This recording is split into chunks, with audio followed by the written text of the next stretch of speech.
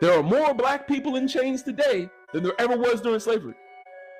The human trafficking and slave trade going on in Africa is going on more now than any other time during any other civilization. We are they have not improved any of our conditions. We didn't march so that we could let the mayonnaise into our homes. They decided to make it legal to love us after bringing us here against our will to America to work for them, to build their country, to build their wealth. If they didn't give us any wealth back, we're still not getting jobs. We're still getting George Floyd's, Mike Brown's, Trayvon Martin's. All of this stuff is still going on. And we're sitting here talking about how we're going to love them.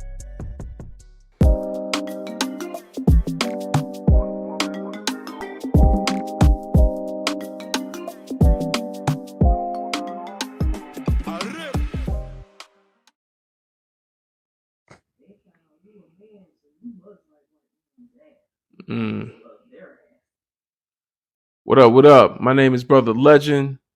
Welcome to the live. If you're joining us on YouTube, BIGBROLGND. I'm here to raise your consciousness. Peace and Pan-Africanism to everybody. What up? What up? Peace and power to the descendants of my ancient mother. Welcome to the live. Come on in. If you're joining us on YouTube, BIGBROLGND, you will find on the top right corner of my TikTok profile, there is a notification bell. Tap there to know when we're going live. This is a live recording, but I do post all my replays on YouTube for anyone that, misses it, what have you. You can check me out there. Like, share, comment, subscribe. We back.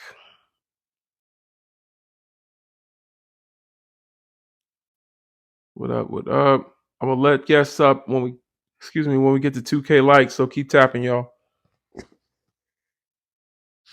Keep tapping. When we get to 2K likes, then I will start letting people up. Tap like. Tap like.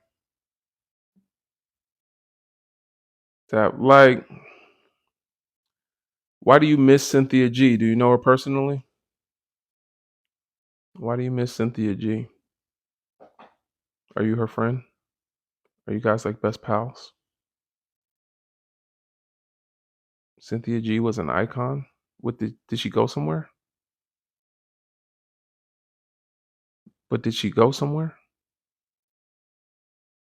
I'm confused. Why do you miss her? Did you do something to her? Do you follow the Israelite School? Is that a page? Is the Israelite School a page or is that a real school? I love Cynthia G. Okay, go let her know. Haya, I was wanting to ask you last night, do you believe white tea people can be pro-black and support? No, they cannot be pro-black. They can be anti-racist. They can be anti-racist. And that's good for them. If they want to do that. It's a real school. I'll send you the link. Oh, no, I don't want... I mean, you can send me the link. I'm not going to join an Israelite school. The further I get from Abrahamic religion, the more like peaceful my mind becomes. Anything to do with Abraham, who was the first Uncle Tom, the better I feel. Abraham. No, it wasn't Abraham. It was Moses. Moses was the first Uncle Tom. Abraham is the forefather of Moses that Moses based his religions and stuff on. I'm not doing that. Yeah. Listen, I don't do the Abrahamic religion. No disrespect, though, to shout out to, Nation of Islam and all the all of y'all that re-Africanized Abrahamic religions. You know what I'm saying? I feel what you're doing. You're doing what Africans do. We take what's given to us and make it our own. However, it's not for me. Good old Ifa, African spirituality, the root of all Abrahamic religions is good enough for me.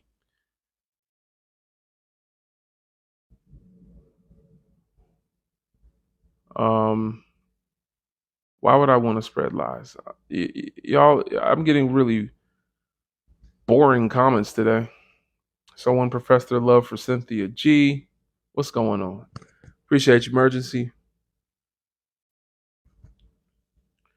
Tap like. When we get to 2K, I'm going to let people up and we're going to answer some questions today. I'm rhyming again. Do interracial relationships benefit the community? Is it a preference or a fetish? Can biracial people be pro-black? And can black and white culture peacefully coexist? Some questions up here, man. Let me know what you think down below. Yes, no, yes, no. I will give you a grade. And when I grade you, it is based on your level of consciousness. F to C is an anti-racist. Anything above a C is pro-black. So I'm rating the level of consciousness based on your answers. Give me yeses, nos, what you got down there. 1, 2, 3. There's 4 questions, but you answered 3 of them. No, yes, no.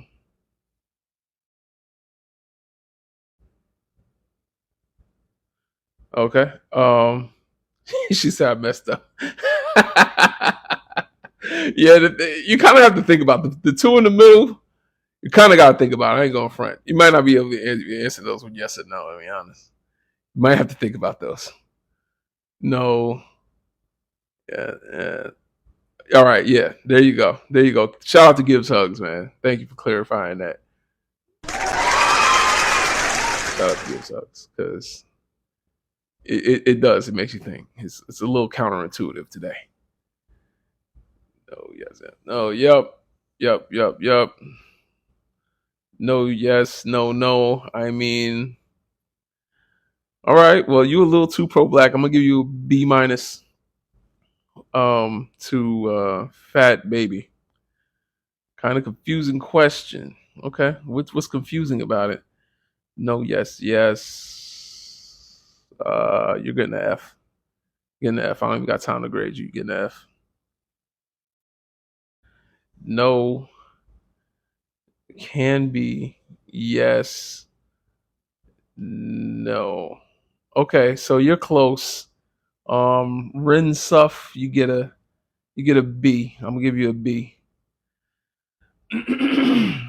No. Depends. Yes, but they rarely are. No. You know what? John S. I'm not going to say that last word. John gets a. I think I'm going to give John a B. You get a B. That depends kind of threw you off there. The depends threw you off. Who we giving A pluses to? Carmen always coming in getting an A plus. Carmen, some of y'all know the assignment. You feel me? Andrew said yes across the board. So yes, it's beneficial to the black community. That's wild. And yes, it's a fetish, but okay. Or wait, are you saying yes, it's a preference? I don't know which one you're saying. You're probably saying it's a preference based on the other answers. Yeah, okay. The third one you actually got right, and the last one you get an F, Andrew. Andrew gets an F. You get an F, Andrew. It's no way around that. Actually, anyone that answers yes to the last question gets an F, or at least a D. Some of y'all might get a D because Air Dwarf, you get the biggest of Fs. You actually got them all incorrect. Let's see. Miss Adeleke. It says Pan African, so I'm expecting this to be a good one. No, okay, no, Wait, what do you mean no by the second one? Do you mean, are you saying no, it's not a preference? Acknowledging black. Okay. All right. I think I'm gonna assume because you're Pan African, I'm gonna assume that you You meant the second one in a good way, so I'm gonna give the Pan African sister of A. You get an A. You knew the answer for you knew the nuance for the third one. She knew the nuance. She said if they claim black, then they one of us. I hear you. That's how we can tell. That's how we can tell. Except sometimes they'll claim it out their mouth, but they don't claim it in their actions, and you could tell. And you could you can always tell. You can always tell. You know what I'm saying? You know. Sometimes they, oh no, I'm black. What do you mean? What do you mean? My parents. But they have a very professional tone in their voice. When there's no one else around but us, they're still talking like they're on CNN, and you're like, huh? Wait, hold on. Why are you doing that? We're using the habitual B now. We're by ourselves. You know what I'm saying? Why do you still sound like Bryant Gumbel? Nobody knows who Bryant Gumbel. Why do you sound like Don Lemon? It's just us. We're at a party. Do we act like a community? Yeah, we do. There was a lot of unity in the African diaspora. I don't know why y'all are so asleep.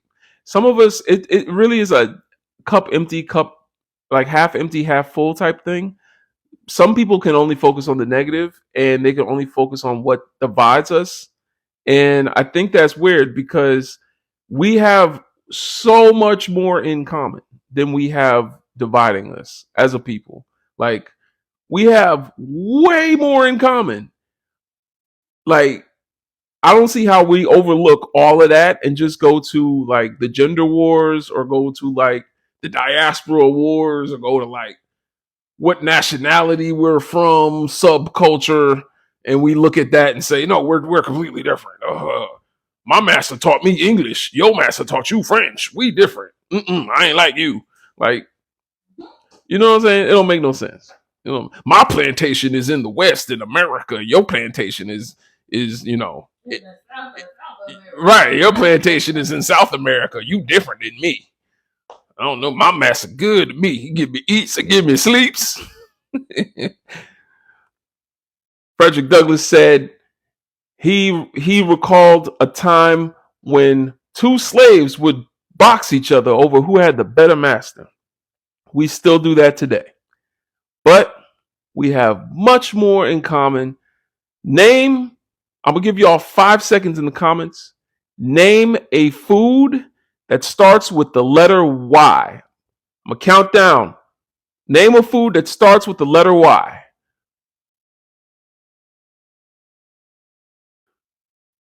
Hey, there we go. There we go. Oh, someone said yuca. Okay. Shout out to the South American and you know what I'm saying, the South. Shout out to the Afro Latinos talking about some yuca. All right, so we all on the same page, y'all. Shout out to the melanated people in here, man. Yes, sir. So who said yogurt? Who said yogurt? Whoever said yogurt gotta leave. Whoever said yogurt gotta go. Oh, okay, nobody said yogurt. All right, y'all can stay.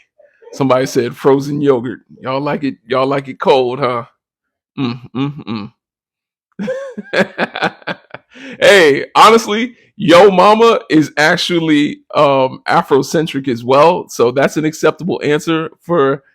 I mean, it's disrespectful, but Yo Mama is because in African homes, well, some of them, the mother is the patriarch of the family, so she's seen as like, I'm sorry, not I said patriarch, the matriarch. The mother is seen as, the head of the family.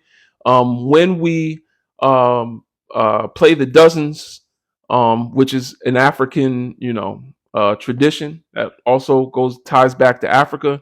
When we make fun of each other, we try to pick at the most powerful one in your house, and that would be your mother. So that's why we say yo mama. So it actually that itself ties back to our Africanity. We have more in common with African people worldwide than anywhere else. Like we have so much in common. It doesn't make sense for us to focus on division. Like it's just some people have been hurt, so they only can focus on that division. Um, it's just it's pain. It's all right. Oh yes, the pictures behind me. We've got Lupita here with her frozen yogurt. We've got Jonathan Majors with his uh ice with ice spice. You know what I'm saying? That's her name, right? What's that woman? What's that sister name? That's her name, Ice Spice. All right, so this is Lice Spice right here, and then we got we got we got Lice Ice, and then we got we got Halle Berry and I don't know, one of the Super Friends. So you know, Halle Berry says it's problematic. She said, I don't know about the interracial relationships being problematic, but the breakups definitely are. I can't imagine paying child support to somebody call me the N-word. That's crazy. That don't make no sense. That don't make no sense. She paying child support to somebody that call her the N-word. If I pay you child support, you the N-word. How about that? Do you believe biracial people can be pro-black? Absolutely. Absolutely. There have been many pro-black biracial people. There have been many pro-black biracial black people. Biracial black people. They are not biracial as a race. Their race is black. Their description is biracial. They are biracial black people, or black biracial people, or biracial African, or I'm sorry, African biracial people. There you go. They are just as African as anybody else when they claim it. If they don't, and they say, I'm not black, I'm biracial, I'm not like you guys, I'm sorry, I'm biracial, then that ain't a pro-black person. Black consciousness is the rejection of white supremacy and the retention of Africanity.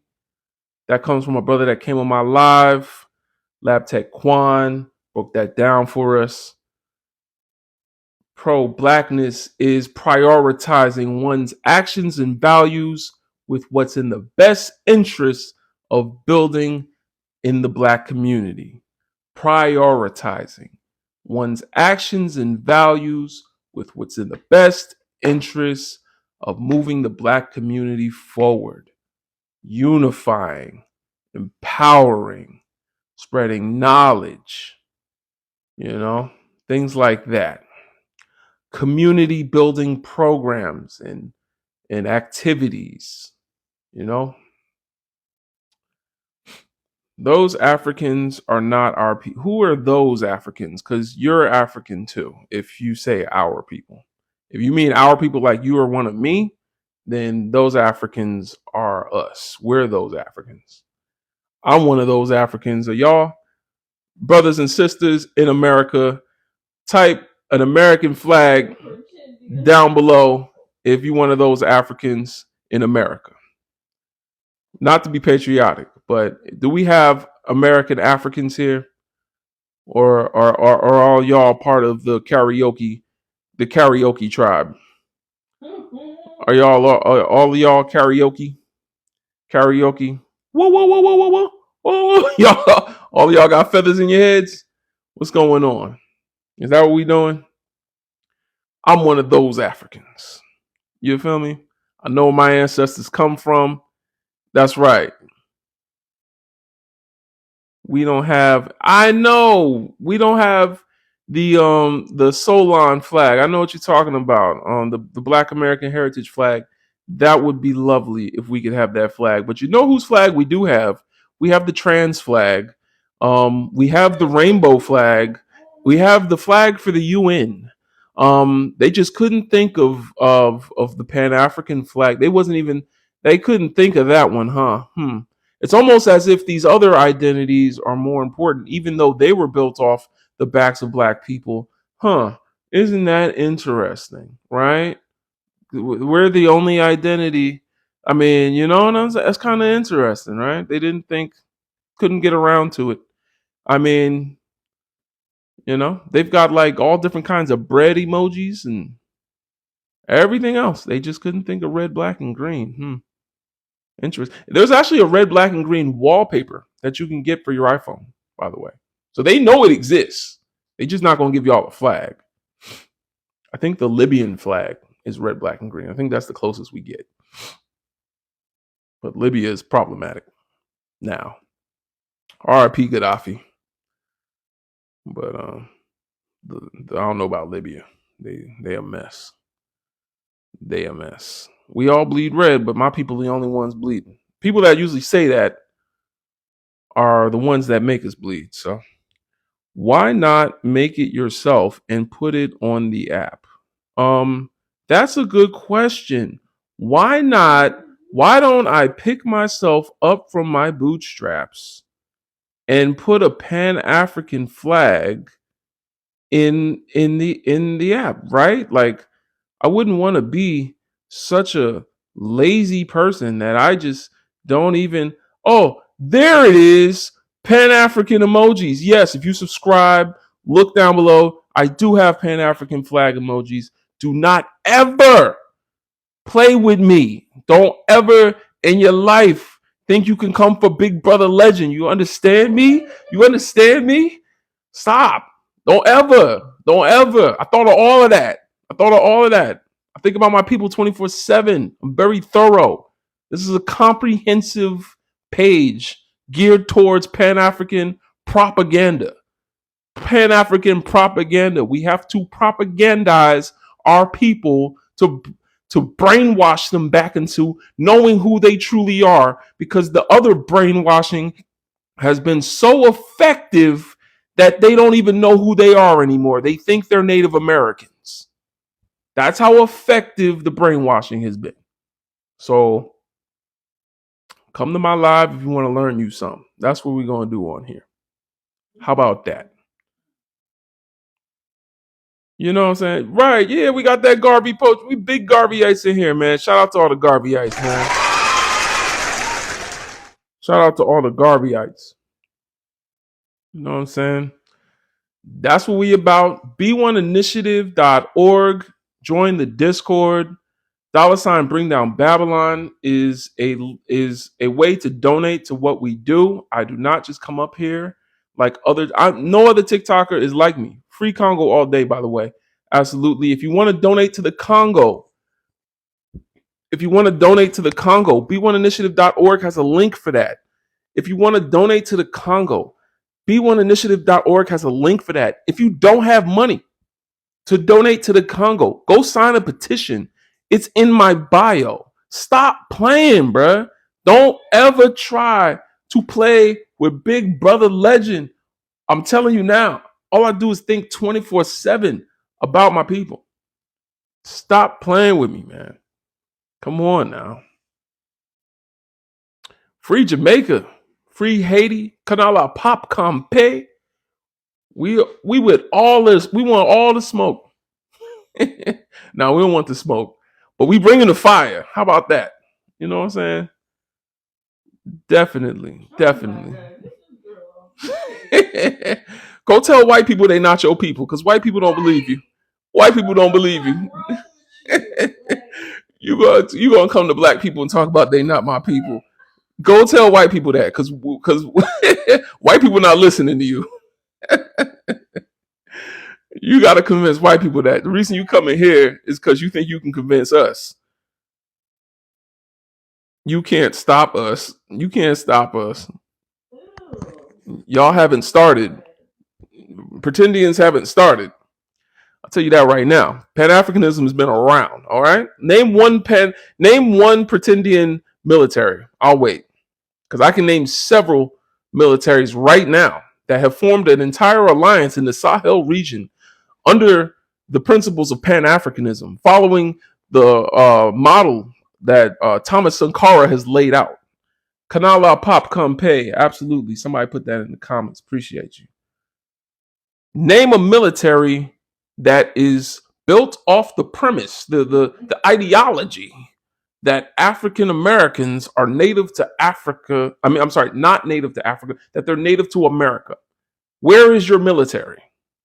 Let me know. Where is your uniform? Where is your flag? Like, let me know. Where is it? Let me know. Because to me, sounds like y'all just trying to wash that black off you so that you can get some reparations. You trying to wash that Africa off of you. It's not working. Cause put you in a lineup next to any other African and you look just as black as everybody else. So how are you a different people, but you look like the same people you claiming not to be? Oh no, we're different. Listen, when you are in a room full of black folks, can't nobody tell the difference between you and anybody else. So your phenotype hasn't even changed because in 400 years, your phenotype don't change. Ain't it crazy how the Moors went to Spain for 800 years, and even after 800 years, they still call themselves Moors? Ain't that crazy? Have y'all thought about this? The Moors civilized Spain, built universities, taught them how to cook, taught them language, taught them how to shower. I'm not shower, but take a bath. They ain't just revolutionized Europeans, gave them culture, right? 800 years they were there, and they still call themselves Moors. Ain't that interesting? Wow. How long have African Americans been in America? 400 years, and all of a sudden we something different. Now we something new. We a whole different.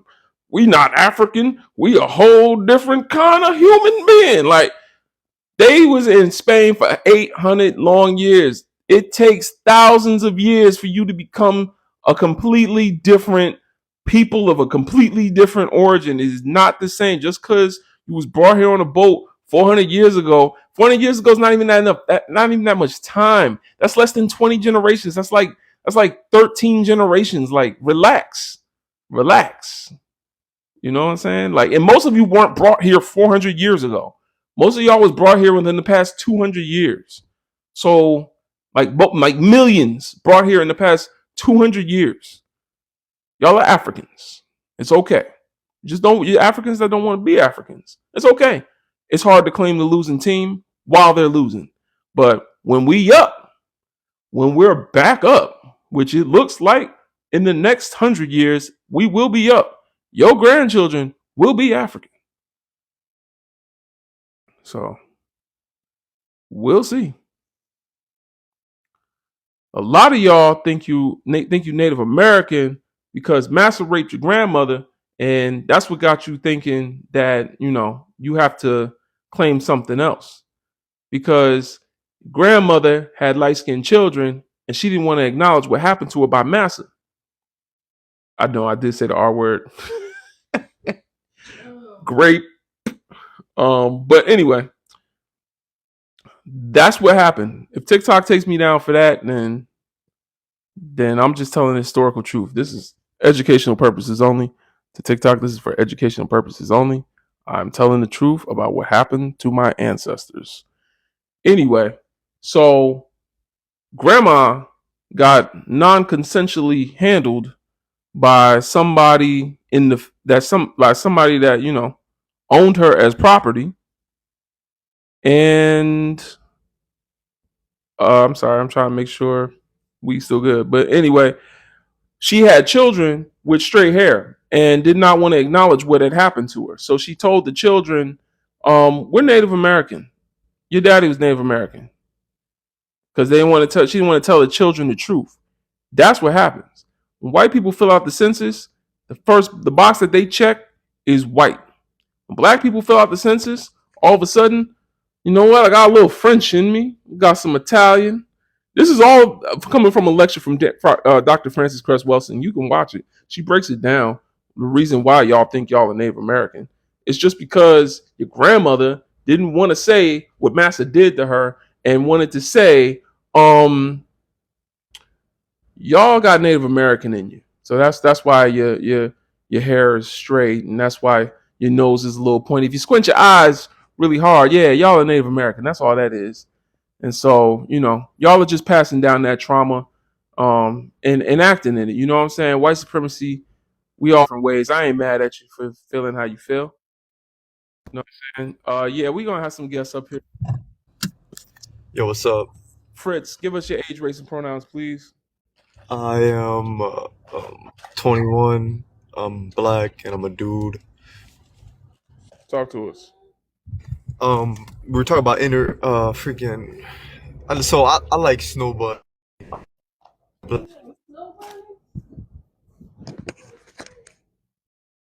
I'm sorry, we can't hear you.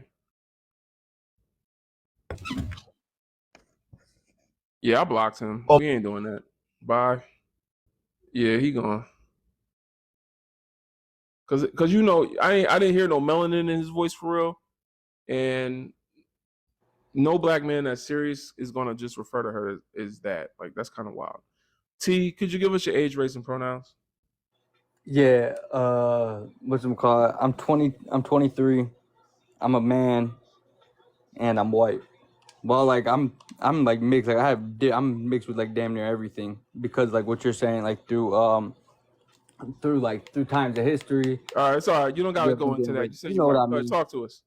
Yeah, no, I think that honestly, I think that like relationships, that's for like the people, like that's for this specific people that's in a relationship. Like, ain't nobody really has the right to say like these two people belong with each other than those two people. Like, so to me, like, I don't really see like how this is really like a debate. It really is personal preference. You know So what I then, why are mean? you Like, here? because I'm here to tell Do you you feel that like you have the right to tell me what to talk about? no, this is not Then my why are right. you You here? live in America. Then To why are tell you you here? that If there's no reason to debate, interracial. if there's no reason to have a conversation, why would you join the conversation? And then, if you're going to protect people's right to love who they want to love, why would you come up here and try to infringe upon my right to talk about what I want to talk about? I'm not infringing upon your rights. When did I say you couldn't freely discuss this? Oh, what I said that it just mattered. No, but It's you came for up the two here people. to undermine the entire premise of this conversation is that it's a discussion. So you came up here to talk about how the discussion doesn't matter instead of answering the questions and joining the discussion. So why would you come up here and do that? Because you're having a pointless ass discussion. That's why. It's pointless. You know what's pointless? He don't want to answer now. I try to cut them off while they're talking. But anyway, hey man, any of you Sun Dodgers that want to come up here and play with me, you're gonna get knocked down. I'm not doing that with y'all. I'm not doing that today. If you want to join part of a pointless discussion, then go do that with your mama. Don't come up here and do it with me. I'm telling you, like, what's the point of this?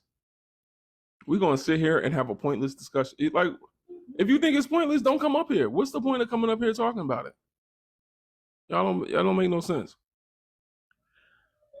Anybody wants to have a serious discussion, anybody wants to actually answer the questions up above me, we can talk.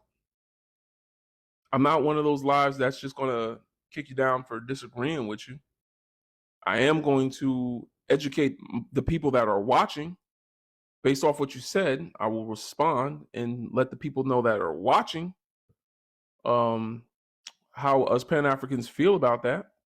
But I'm not here to change anyone's mind. That's why it's a discussion and not a debate.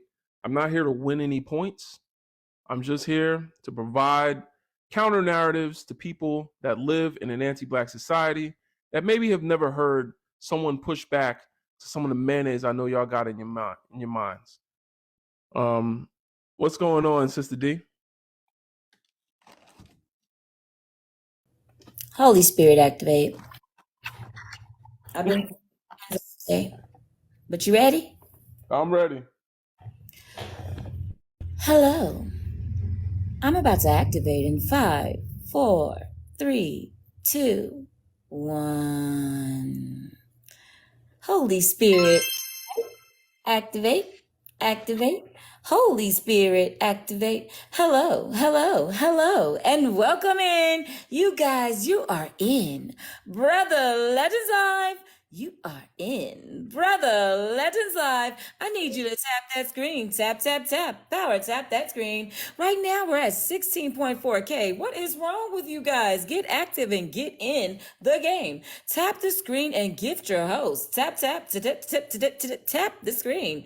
Tap the screen like you were tapping ass last night. I need you to share the live. Invite your friends, your frenemies, even invite your gosh darn enemies. It is time for you guys to show your appreciation and activation by getting active in the chat. But most importantly, make sure you subscribe here and on YouTube at Brother Legends Live. One of the most important things you can do right now is get active on Discord with b1initiative.org, where we're teaching Black folks how to be great. And one other thing, you guys, you need to donate $1, 2, 10, 1,000, 10,000 to B1. Oh shoot, I almost messed up. Hold on. Babylon. You know, it's on Cash App, but there's other entities as well coming soon. You guys, make sure you tap the screen, share the live, and tap up. We need to get to 25K. I don't know what you're holding back on. Maybe it's the cave coochie. Maybe it's the sweet pickle, but you guys need to tap up. Now, while y'all are tapping up, I'm going to tap out. Appreciate you, D. And y'all, I to the moderators, appreciate y'all coming through. I did make it possible once again for y'all to be able to bring people up. So do use that. Black Swan, what's going on, sister? Peace, Brother Legend. How are you? Peace. I'm well, sister. So I like the I just wanted to speak to the third question that you have on the prompt. I like this because I've been getting into some back and forths lately with people who have said some really problematic things about Black biracial people and trying to just make claims against them. And I had to explain to them. And the way that they're seeing it is that a Black biracial person, because they have a YT parent, that lessens who they are. And I tried to explain to them that that is something that's really, it's problematic to think that way and to say that to somebody, because that's what the oppressor has done. They've used that as a tool to separate us, right? Like we could talk about the caste system in South Africa. We could talk about blancamiento. Like that was a tool to keep us separated. Or, you know, even people when they have sayings like, oh, being in the house versus being in the field. And it's really problematic for people to think that way because they would want to see division amongst Black people. They don't want us united, right? They don't want to see us on the same page. So to say that to somebody that is a Black biracial person who understands who they are, who knows who they are, who's 10 toes down for their community, is problematic. So I appreciate that prompt being up there because that is, I think it's important that people understand that that person is still Black, right? Like, and two of my favorite people on this app, Timothy and Kay, they know exactly who they are, and they are for their people all day, every day. Yep. So yeah. No, they actually doing a lot of building with us in B1 Initiative too. Both that brother and that sister are 10 toes, and identify full time and actually doing some of the work. We're actually going to have some more meetings coming up. Yo, man, B1 Initiative is growing so much. It's out of control. Like we're doing 100+ profiles a day now. So we're just getting more and more history into the website. It's really something to see. Like we almost every time we get together and talk about it, it's like inspirational because we're learning stuff every day. Like who knew Kwame Nkrumah had a white wife? I knew Marcus Garvey married twice, and I knew his second wife's name was Amy, but I didn't know his first wife's name was Amy too. Marcus Garvey had two wives named Amy. Like doing this project at Sankopedia, I'm going to be a Black History scholar at the end of this. Like, yeah, I didn't know that. Amy Ashwood is one of them, and I forgot the other one's middle name, but Amy Garvey. Like, I didn't know they were both named Amy. Like that to me is wild. Like, how you get a sister with the same name after your first wife? No, I didn't know about Kwame. Yeah, Kwame had a white wife. I don't know how I feel That's about wild. that. Which feel Man, like it say to me that he did that on purpose, like hit her on purpose. Cause that's I had wild. no clue. That's wild. Yeah, it was disappointing, but we got to understand that is why, as Africans, we need to remember not to idolize anybody. Don't idolize anybody. We look at them. We don't become fans of their work. They're not a rock band, or we don't listen to rock, but they're not some rapper that you love their music. Like, no, don't become fans. Their work and their contribution you can become a fan of, but the people themselves, you gotta just eat the meat, spit out the bones. That's part of it. But what brings you up, Tia? I just wanted to add to what Black Swan was saying because I don't remember where I heard it from, but someone saying being black on purpose, and I think that's something that applies to monoracial people, but monoracial black Mm. people, but also biracial people. Mm-hmm. And that's why I love when y'all give the pushback of biracial is not a race because it forces them to kind of like pick an identity. And obviously, outside of the phenotype part, like outside of the external part, it's like, how do you see yourself? And that I think is so important to point out. Like, for people who are monoracial and unambiguously black, I still say the black on purpose part applies because some people are black, but they're not happy to be black. And that manifests in how they show up in the world and what they support or what they don't support. And Mm-hmm. I think that being intentional about your blackness is so important. Like we can't help how we came into this world, and that's why I don't begrudge biracial people because they didn't choose their parents, so to speak. They didn't choose to be biracial, but they Mm-hmm. do get to choose their intention about their identity and how that intention manifests in everything that they do. Right. And so I think that black on purpose part, that intention is very important. Yeah, I haven't found a scholar that said biracial people weren't. I haven't found one. I'm not saying there isn't one out there.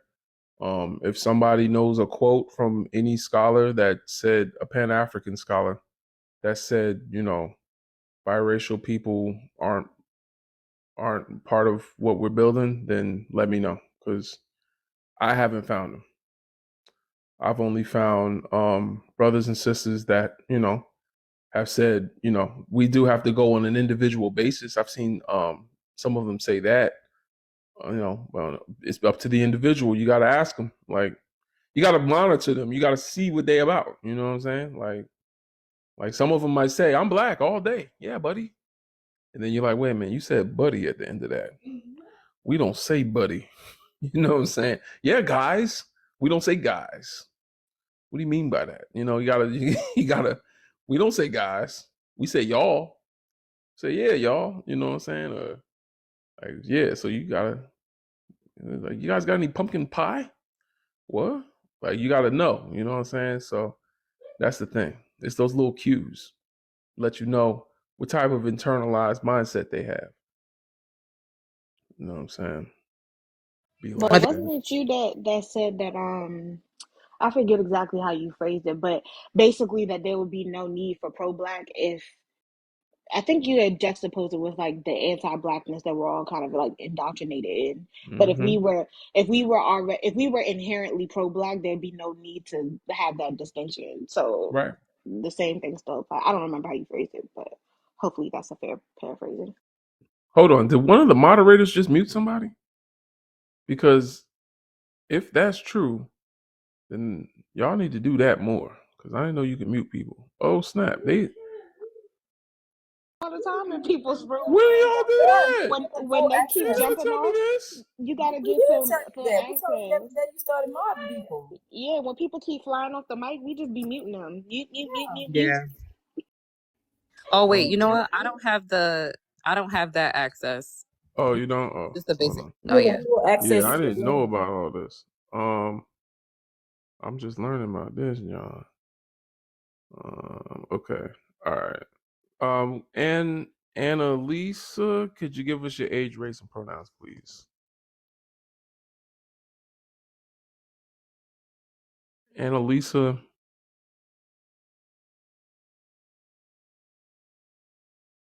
Annalisa, nice to meet you.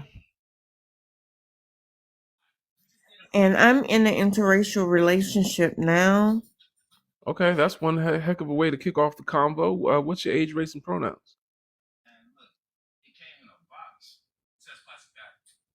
I'm Spanish and black. My mom's Dominican. My dad is black. All right. We didn't ask what your parents were. What are you? I'm half black and half Spanish. Spanish is a language. Are you from Spain? Are you like? I'm Dominican. Okay. From Santo Domingo. You know what? No, you just explained it. I know exactly what's going on now. So what is your age range? Are you over 18? Yes. Okay, talk to us. Okay. I'm married to a half white, half Spanish man. But he grew up in El Salvador. What is half he's half white and half a white language? Sir? Spanish is a language. So is he half white and half a language? Oh, what do you mean? Okay. So this is your terminology. That No. Spanish is a language. Just because you don't know what the hell you're talking about doesn't mean I don't know what I'm talking about. You don't know what you're talking about. You said half white, half Spanish. Spanish is not a race. Spain is a country. Okay. Spanish is a Spanish language. people, we consider Spanish to be a race. No, it's not. Yes. Anywhere. No, it's not. Spaniard. Okay, why do people everywhere say I'm Spanish then? This is your Because they don't know what the hell they're terminology. talking about. There's a lot of people that think the earth is flat. Do you just if everyone jumps off a cliff, you gonna do it too? Okay, we can agree to disagree then. Nah, you can agree to be wrong. I'm not wrong. Yeah, You you're wrong. can be wrong. Yeah, you're wrong. Okay, so everything that you okay, let me ask you a question. What's the difference between milk and leche?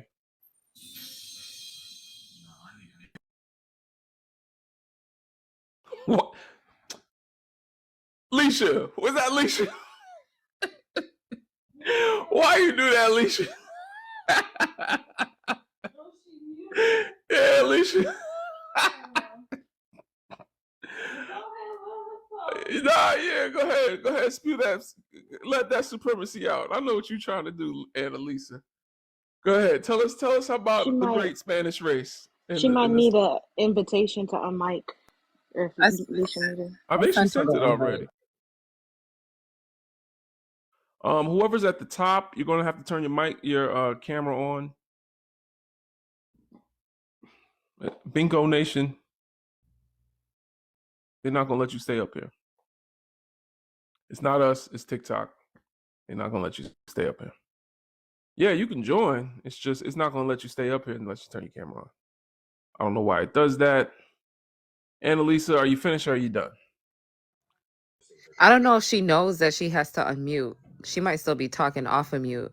That's correct. Yo, if you're still talking, Annalisa, then it just speaks to the level of obtuse that we're dealing with. No, I wasn't still talking. I just started. All right. So, Spanish is not a race. White is a race. Mestizo or indigenous to South America, indigenous is a race. Black is a race. Asian is a race. These are races. Nowhere on the U.S. Census. So everybody in the world is wrong except you? See how you keep going to everyone? Did you ask everybody in the world? Because you haven't asked many people if you think Spanish is its own race. Are you from Florida or something? Are you in Florida? No, I'm not in Florida. Okay. So Spanish is not a race. even in Florida. So you're the only person in the world that's right, and everybody in the world is Again, wrong. Is that what you're saying? again, you're the only person in the world that thinks Spanish is a race. I've been hosting this live for over a year. No one has said Spanish is a race except you. You're the only one. Somebody just typed in it's a ethnicity. bro, no. I'm saying Spanish is not a race, ma'am. Race, ethnicity, nationality, ma'am. Spanish is not a race, lady. It's an ethnicity. Someone else said. That's what I mean by that. They're talking to you. They're telling you it's not a race. Are you serious? Like, you're just not listening. It is an ethnicity. You don't. It is an ethnicity and it is a nationality. Spanish I is agree not with them. Spanish is also not an ethnicity. And it's a nationality. No, that we can argue on. Spaniard is also the term, but if you want to claim Spanish as an ethnicity, so you're telling me that I'm reading the comments. So I was reading the comments. I was reading the comments. All right, stop reading the comments. I know you can probably not multitask.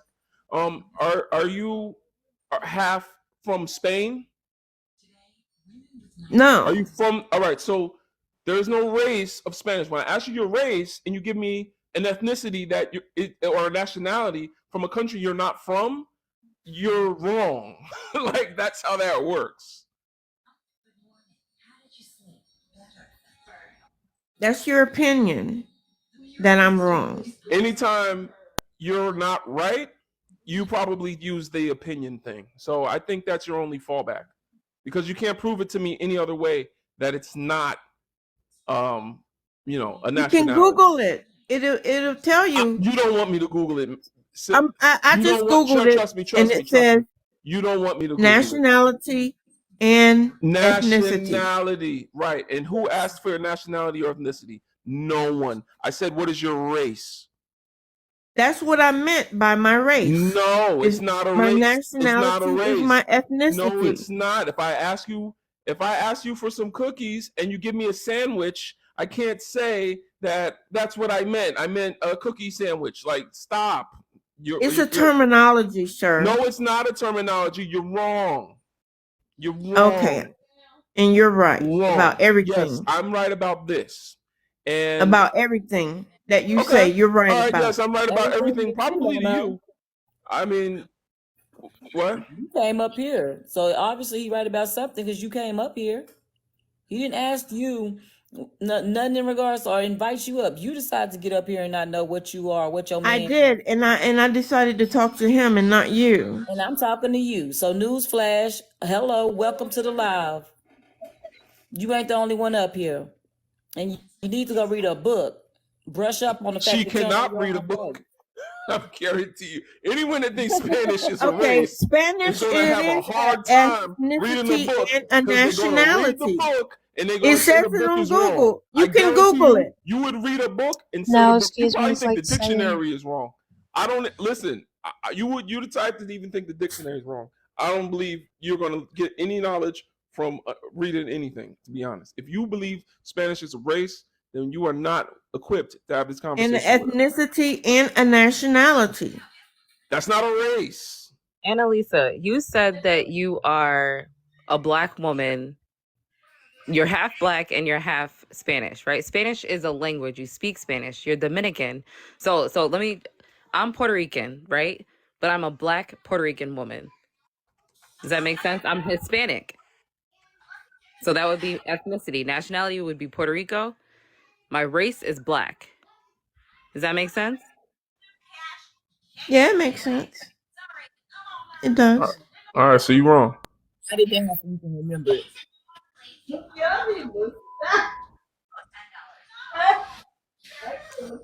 Whew. Boy, y'all got some opinions on here. If anybody thinks that someone spends too much time, I'm sorry, I had it covered. My bad. There's a 5 Panther paw rule for that. If you are bored watching this, you could send 5 Panther paws. If not, shut the hell up.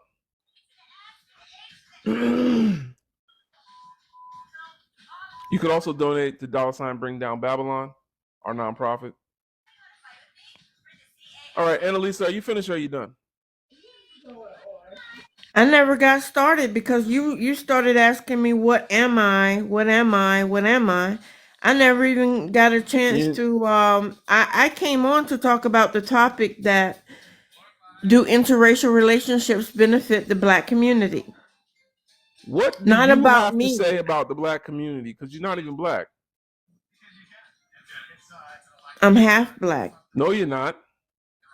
If my dad is from the United There's no States, such thing as half black. It's a new. oh, that's what my birth certificate says. No, it It says doesn't. You black. will lie. That's a damn lie. You know damn well your birth certificate don't say half black. Hey, yo, get off Hey my man, line. see, it's a new Negro in town. That's a damn lie.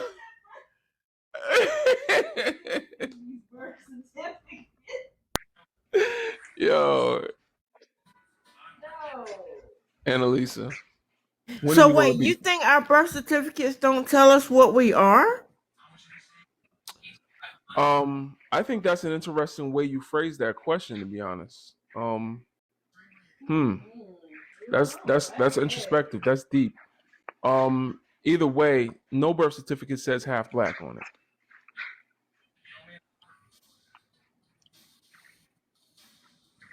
What's your birth certificate say? What does it say? It say Nebra.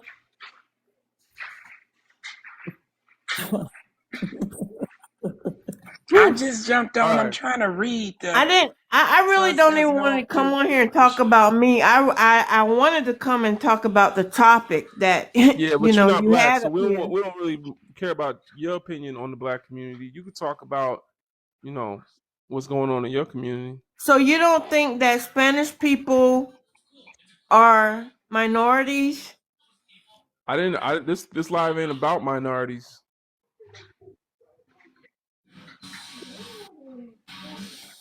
I don't label Okay, black if my people as dad is black, minorities. why aren't I black? Half black. Nah, no one is. There's no such thing as half black.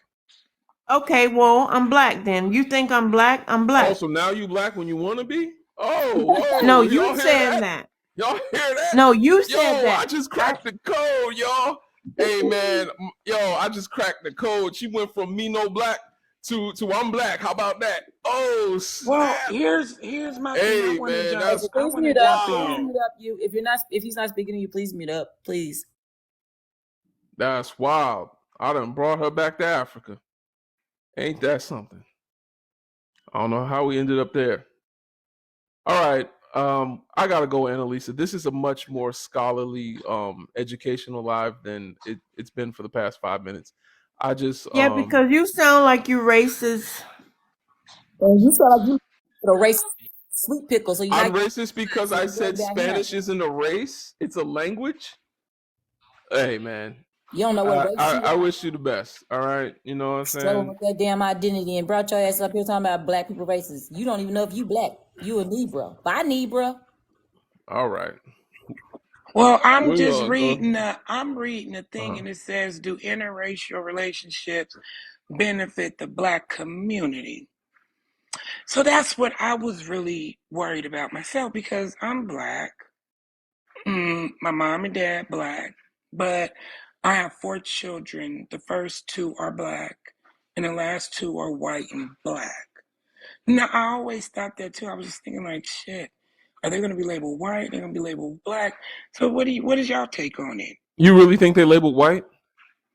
I'm thinking they supposed to be labeled black. So then, why would you say that they label? Has anyone ever mistaken them for white people? No. So then, why would you even think that they could be labeled white? I'm just reading this thing because it says. I'm saying, well, before you read this thing, you said you had the. You no, I'm just So saying. will the black community accept them if they not all black? So when has the black community ever been in control of people's blackness? Like, when have we ever been able to exclude anybody from, like, I don't know, a black owned business, or I don't know, a black church? When have we ever really been that exclusive people that just did not let we let Eminem be the best rapper of all We've time. been the most. We called Bill Clinton the first black president. Like, we watched Larry Bird, and people will argue that he was better than Magic Johnson. But for some reason, in some of our minds, we've become this exclusive club only for people with monoracial parents. And there has never been a white community that has accepted them as white. But there's plenty of biracial, Pan-African, and black civil rights leaders that have led movements for black people. You can't name me one black person that has led movements for white people and white people accept them as white. They put black people in front of certain podiums, but they call them black. They don't call them white. So I'm confused. Like, where's your confusion at? I'm just sitting here confused about, I'm reading what's on the background of you. Can biracial people be pro-black? So I'm just a little confused on that, because like, you damn near just answered my question, what I was getting ready to say. Black people has always accepted. Before you read that question, though, and that's where I'm confused. Because that should have been a question that was easy to answer as a black mother of black biracial children. It puzzles me how you gonna sit up here and say, will the black community accept them? Name one biracial person. Did we kick out Alicia Keys and say she wasn't black? Did we tell who have we ever told they wasn't black? We still claim Mariah Carey. We like, what are you talking? When have we ever? For you to even say that? I'm trying to sit here and say, I'm just letting you know that I was confused on what I was reading back there, because we have been the only people that have accepted everybody. The key thing to that, Nichelle, is that it says, can they be? It's a question. So it's a conversation, not a factual statement. No, I understand that. I'm just wondering why he going all off the range. But he not. Because your response was... But it's not, like, though. I've never heard a black woman say, are my children white?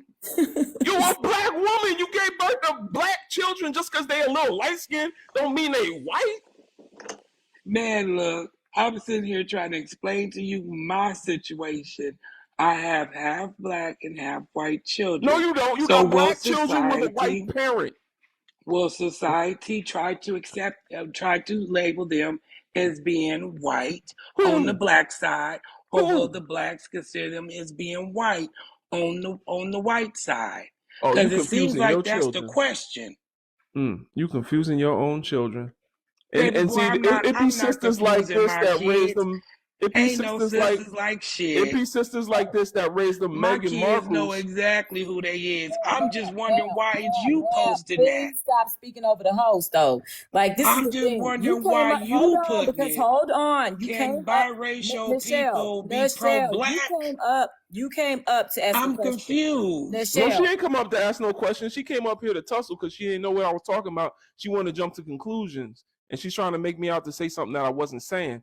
But the problem is the way she tried to like troll and try to get the conversation started was so obtuse that it sounded like that's what she was implying, was that a child can come from a black woman and not be black, or not be claimed by black people, or not be accepted by black people, which is ridiculous. Like I just said, we still claim Mariah Carey. So exactly. See, she was trolling it and she got messed up. She started tripping over her own feet. Come on now, you raising a Meghan Markle. She gonna think your children gonna think that they can sit on the throne of white tea supremacy and colonization, and nothing bad happened to it. Then all of a sudden, they get treated a little like they got melanin in their skin, and then they running back to Canada talking about, oh, they treated me like I was black. I didn't know, like because you confusing your children. Ambiguous. That's a problematic name if that's referring to your race. I'm gonna be honest. Ambiguous is a very problematic name. Like, if ambiguous is part of your identity, this ain't about to go well. Give us your age, race, and pronouns, please. My age is 36. My race is biracial black. My pronouns are they, them, and you Okay. absolutely called it. You absolutely called it on my username. Okay. Because when I joined TikTok, it was during my deconstruction journey, which is ongoing. It's ongoing, and so I Okay. wanted to jump on here while that lady was talking about, whether or not her children are Black. All I wanted to say, and this is probably not going to be surprising to anybody, my mom is white, and I've had to unpack a lot of my own racism, a lot of my own anti-Blackness. But at the end of the day, I'm still Black. I've always been treated like I'm Black. And before she left, I wanted her to know, like, your children are Black. Like, they are always going to be, regardless of how she raises them or whatever input they have from society, they are going to have that. I don't know, like, I understand my own ignorance, and even you calling me out on my username Yeah. is Well, perfect. Is perfect because I yeah. know that username needs to change because I've evolved since I started my accounts. Mm-hmm. And I don't know. I just want her to know, like, even in my own ignorance, my family has always accepted me. My community has always accepted me. Even when I've done racist shit, even when I've been, excuse me, I don't mean to swear. Even when I've Yeah, done you racist stuff, even when I've been ignorant, my family is still there. My community is still there. I'm still Mm. Black at the end of the day.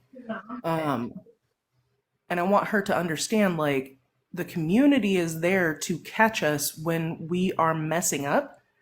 It's the community that has helped me to learn over the last few years, like, all the ways my entire life that I have completely misunderstood my own Blackness, my own experience, the ways that I've been gaslit. And I want her to know, like, if she's got mixed race kids that are racially ambiguous, they're probably going to go through the same thing. But the Black community is there to support, and they always have been and always will be, because that's just inherently what the community is. And that's all I wanted to say. So thank you for letting me come on here. Okay. Well, I wish you the best on your awakening journey, your re-Africanization journey, and do be cautious in our spaces. There are brothers and sisters that um, are going to be on guard because historically our biracial brothers and sisters have either been at the front of the movement when they take the attention off of some of our more melanated brothers and sisters, or they've been selling us out. That's part of history too. But 100%. so you know what I'm saying. So that fear, that trauma, has created a epigenetic of fear. So And yeah, understand that white supremacy is all around us. Anti-Blackness is inherent in the society even we are grown up in, and that we all react to white supremacy differently. Some of us react to it and wake the hell up. Some of us react to it and enable it further. 100%. So Hey everyone. Absolutely. yeah. And I wanted to say before I get off here, I really appreciate the questions that you asked. Do interracial relationships benefit the Black community? I said no to that, even though I'm a product of one. Is racial preference a fetish? I think that the answer is yes. Can biracial people be pro-Black? I think the answer is yes, but we need education, and we need to be open and accept our... So do monoracial Black people. And I think that black and white culture peacefully coexist? I don't think so. That's why we're at where we're at. So I appreciate you asking these questions to even just start a conversation. So I'm going to shut up now. I'm going to get off of here and let somebody else have some space. All right. Appreciate you. Change that username, but I'm going to follow you. All right. All right. Peace. All right. Next guest. Hey. Super. Yeah. Thanks for having me on. Peace. So I just have a question.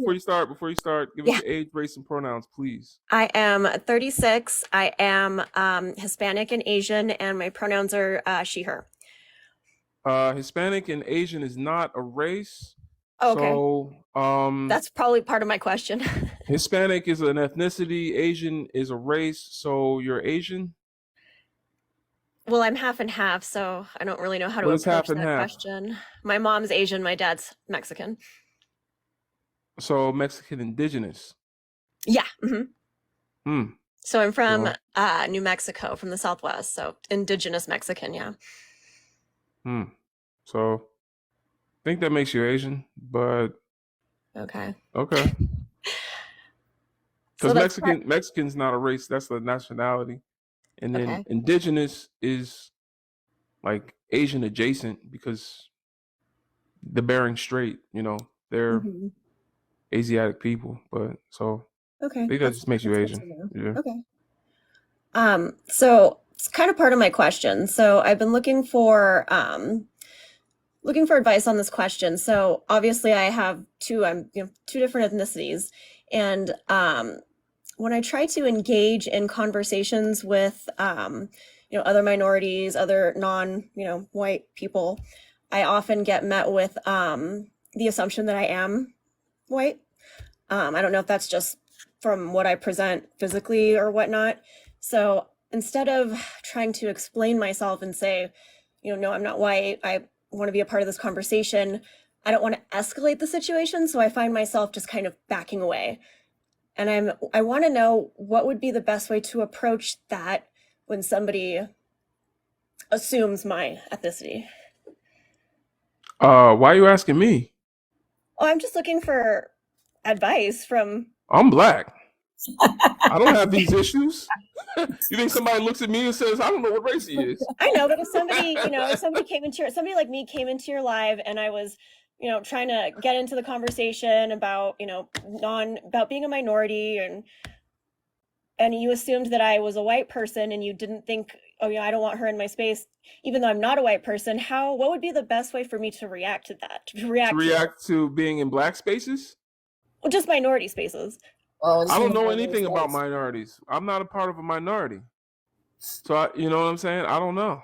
Okay. I don't consider myself a minority. Globally, melanated people are majority. So okay. Okay. I don't. Maybe I'm not using the correct verbiage. No, I know, but I don't like. This is a Pan-African live. So do you know about Pan-Africanism? I do not. Okay, so it's an Afrocentric worldview that focuses on people in the African diaspora as one group.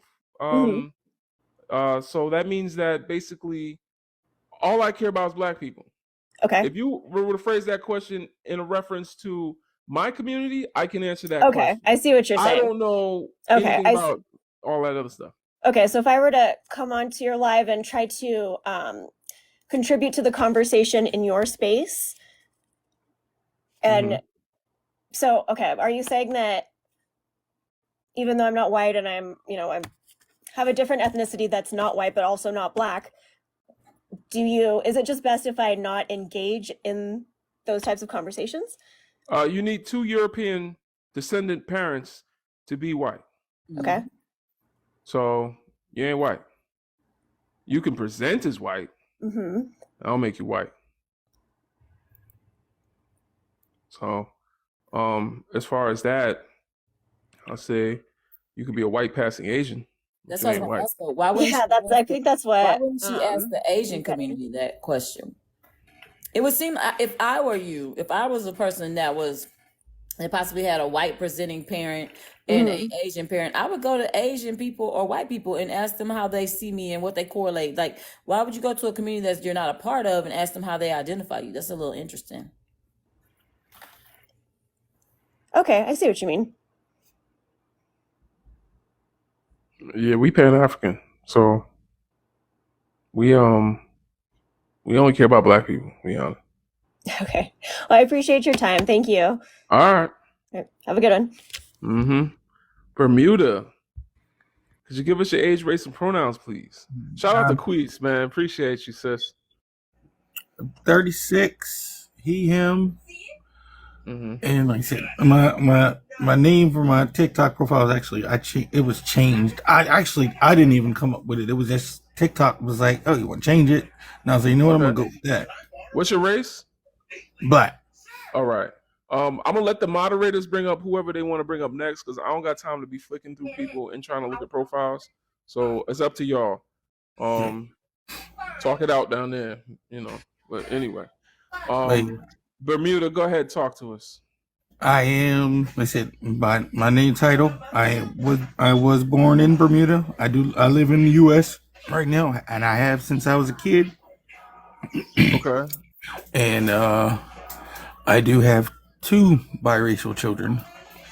Mom is white, and one, my oldest son, I already know he's not being raised about his culture, whereas my youngest son is the opposite. Like, she didn't have like a preference for as far as like dating black men, multiple different people. Like race wasn't really her deciding factor per Wait, se. you talking about the white woman? Yeah, my youngest. It was a deciding factor. Trust me. She didn't not know you were black. She No, knew. no. I'm not saying with me. I'm talking about like before me. Like all of her previous boyfriends, except for her kids, were white, and she's had more than. And she didn't. She was young when she had her other kids. It was not trying to prevent having kids. It's just like, but like I said, even though she's white, she wants her kids to know where they come from, especially our son, because he's not only black, also his father is not from this country, from Bermuda, which is a different experience than either, just like children that are born in Africa and come here, or children that are born here in the U.S. And of course, black children have African ancestry. This is a really long question. I'm not sure where you're going with everything. What do you mean? What's going on? Give it to me straight. No. I'm just saying what is. I agree that biracial people can be pro-black, but I do also agree that some of them are an issue. Like especially like, for example, kids that are biracial, like black and white, but they're raised by white parents who don't try to have them learn their black side. They only know their white side, and they're raised to hate their black side. I don't know about raised to hate their white side. That sounds like bullshit. No. I said raised to hate their black side, not their white side. Oh, okay. Yeah. Because I've never met a black person that just didn't like white people just because their skin was white. Like, I've never met that. Like, they'll not like white people because police be white, because lawmakers, that incarcerate and make laws in their neighborhoods and don't give them access to jobs and healthcare, and like actual oppression over 400 years were white people, so they might have a disdain for some of their treatment by white people as a group. But I've never met a black person that was just like, your skin is pink and I have no reason or experience to feel any type of way about you, but I'm going to judge you anyway. Black people, however, have never colonized anywhere outside of Africa. We've never went to another place and started race-based chattel slavery. We've never did anything to these people for them to look at us and say that we can't have our locks in a courtroom and pull us over and assume that we're criminals, and pew us down in the middle of the street. So we've never been we never mass unalive them like they have us. So there was never a African version of King Leopold that went to Europe and took everyone's hands off. So that being the case, that's prejudice, that's racism. I don't think we have the power to do that, and I don't think you were saying that we were. I'm just adding that to what you were saying. Can I ask him a question? I'm from Bermuda. One thing I see, even though I haven't lived there in years, Bermuda is gentrified as fuck. Even though it's a small island, it's gentrified as fuck. Because it's predominantly black. Drop the F-bomb, but yeah. Sorry about that. It's predominantly black. Majority is black, and brown living on the island, but Bermudian born people have trouble finding jobs compared to white European people who come in who aren't born there or married to a Bermudian are getting jobs. There's one of two ways to get a job in Bermuda is either be Bermudian born or be married to a Bermudian, or to get, just like in the US, you get a visa or whatever. But more likely, easier for you to come into the country that's not, you're not from there, to get a job over a Bermudian. That's why a lot of Bermudians end up moving to like the US and the UK for jobs. That, and it's expensive as hell to live in Bermuda. Yeah, Like, that's because of Europeans. So, oh, most definitely. Yeah. That's why it's also one of the reasons why it's one of the oldest British territories left, and it's one of the main reasons why a majority of the island does not want to end the Britain Bermuda. having having it as a territory. Yeah. Well, thanks for that lovely history lesson. Oh yeah. I've got some more people waiting. Did you want to answer any of the other questions?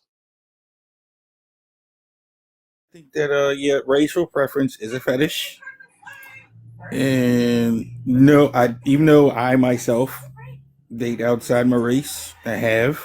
It's not a preference or whatever. It's just who I'm attracted to.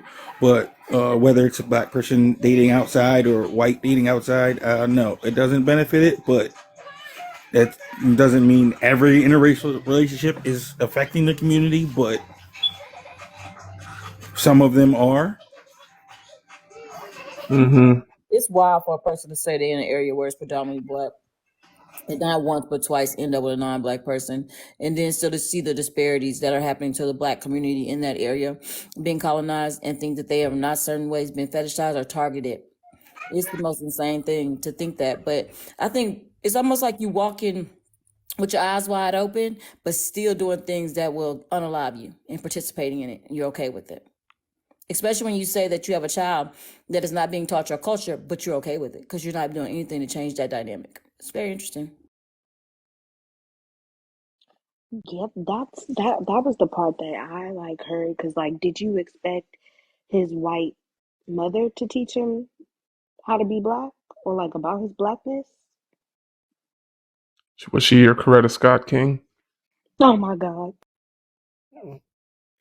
She was one when I was young, real young, and was dating with the wrong head. And that's not because she was white. Because as they say, be careful who you have kids with. No, it's actually just be careful who you date in general, and then on top of that, be careful who you have kids with. And I learned the hard way, and it's just now. She likes to call the cops and make lies. So I just don't deal with her in general.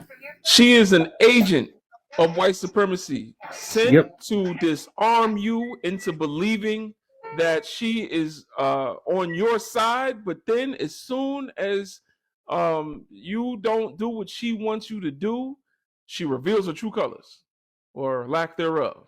And that's a shame, man. Brother, we didn't try it once, we tried it twice. So what does that say about self? Oh, we know. We know. I didn't do my due diligence, but at the same, and I'm not going to use my youth as an youth as an excuse. But and at the same time, I was just looking. I liked her, dated her, and everything, but I should have actually done my due diligence. Lesson learned. And it's just the sad part is my son is is taking the brunt of it. Yeah, he's gonna suffer the consequences of that. As long as you keep him around her, you gotta get your son back, man. Yeah. Because those women, if she looked at you that way, she gonna look at a black boy the same way. Those women are dangerous to have around your black boys, y'all. Those women are dangerous to have around your black boys, especially she calling the police and lying to them on your black behind. You know she gonna vilify your young boys. Listen, y'all, and that's what I say too about the teachers. Don't have them teaching your young boys either. So that's the thing. You gotta keep those women in particular. They cannot relate. They don't have empathy when it comes to young black boys. They're very dangerous to have around your boys. I'll be honest. Um, He'd be 16 this year, and he's not once never stepped foot in Bermuda. oh, it's too late for him. Yeah. So, and my Man. other kids haven't gone yet, but that's mainly because of COVID and finances. But my kids will be going this year, and it'll be multiple trips. Because I still have a ton of family back home. So, and I don't know about y'all, but I'm pretty sure a lot of us lost some family members due to COVID and other things. So, Okay. family's everything. But thanks for letting me up. All right. Well, thanks for coming up. Appreciate you. Cold World. What's going on? Give us your age, race, and pronouns, please. Hey, how you guys doing? I am 30 and I'm black and my pronouns are she, her. All right. Talk to us. So I just want to, I don't want to necessarily say that they're all the same thing because they're not, but I believe that they're all intertangled, as well as the common denominator being there needs to be like a level of relationship established. So like dating interracially, you're dealing with two opposites, whatever is black or white or whatever races are entangled, or racial preference and fetishizing is along those lines. So I believe that all of these require some level of interaction with the opposite race. And I think that a lot of people don't preface that comes to certain races dating, that as much as we don't want to admit it, there's different experiences. So as a black woman dating a white man, that's a different experience compared to a black man dating a white woman. And with that is the disparities that come with being a black woman. I don't want to just base it on like centering that black women are, victims, because we are. And I think that if that wasn't the case, we wouldn't be having these type of conversations. But point being, I would say like with the fetishizing, there's like a transaction that happens when it comes to whether it's a white man who fetishizes a black woman and vice versa, because you have the white person who sees the benefit of getting into that relationship with the opposite, race. So you're seeing like, oh, like what can I do? What can I get out of this? Like, especially having children, like this fetishizing of children as well, like having like light-skinned babies or mixed babies. I feel like that is a detriment to the community, because like this gentleman who was here earlier and he was talking about his wife, and we talked about, I don't know if he said it was two, but if he decided to go and step out twice, like you should have known in your mind, like what was it in you that made you go out, and now you're admitting to yourself like this was a bad idea. So I'm like, if we're seeing all of these errors and mistakes happening consistently, I'm just trying to figure out why is it that we're not pondering on the consequences of having to deal with, certain things like this, like fetishizing, interracial relationships. I'm not against it, but me personally, I feel like working with myself and what I want as a person, I don't find that it's impossible to find that within my community. I've always dated black men. I've intermingled with white men as well, but I feel like there's a huge difference. Like even my roommate deals with it, like trying to find that connection. Like you have no inkling on my culture, and like I don't want to have to sit here and teach you about how this and this works. Like there's a huge disconnect there, and I feel like it would be better off for me to stay and even still, like love is love, but like I feel like I have the ability to find someone that I can make a connection with, and they just so happen to be my skin color. So that's where I stand. Interesting. I thought about a lot of things to say after that. I mean, as far as culture, the opposites are stark. It's like African culture, the common denominator is Ubuntu, humanity. Like African culture is expressing a like love of humanity, like just spirituality, you name it. Any part of African culture is just a celebration of humanity. And any part of Eurocentric culture is an expression of inhumanity. It's the exact opposite. The fact that your phone is a square, a rectangle, it doesn't fit neatly into your hands. Even when you type something, you kind of have to do this. Why didn't they think to make it a shape that could like fit into your hand? Why isn't it shaped more like a bowl or something, so that it could just like you could just kind of hold it and it just fit into your hand? Because you know they they think in straight lines. Square rooms in your house. Like these are architectural designs drawn up by Europeans. Square doors. Your doors are like a giant rectangle. Like why do we celebrate the new year in the dead of winter? Because it's the middle of winter. Things are dead. The equinox is tied to the sun. Spring is when things are new. Our culture is tied to the sun. Their culture doesn't tie to the sun. It ties to, I guess the cold. So they think the new year is in the beginning of winter. I mean, in the dead of winter. So, again, an expression of inhumanity. Like just over and over and over again, they've removed themselves from humanity. So that's part of, what you have to deal with. The other part, of course, is the fact that we're still oppressed right now, today, by that community. If I took a woman from her house and tied her up in my bathroom and abused her and did countless things to her, you know what kind of things I mean, and then told her, I love you, and she told me, I love you back, you would say she had Stockholm Syndrome. Why? Because I'm currently oppressing her. I'm currently subjugating her to mistreatment. As I'm oppressing her, if she turns to me and says, I love you, that is Stockholm Syndrome. There are more Black people in chains today than there ever was during slavery. The human trafficking and slave trade going on in Africa is going on more now than any other time during any other civilization. They have not improved any of our conditions. We didn't march so that we could let the mayonnaise into our homes. They decided to make it legal to love us after bringing us here against our will to America to work for them, to build their country, to build their wealth. And they didn't give us any wealth back. We're still not getting jobs.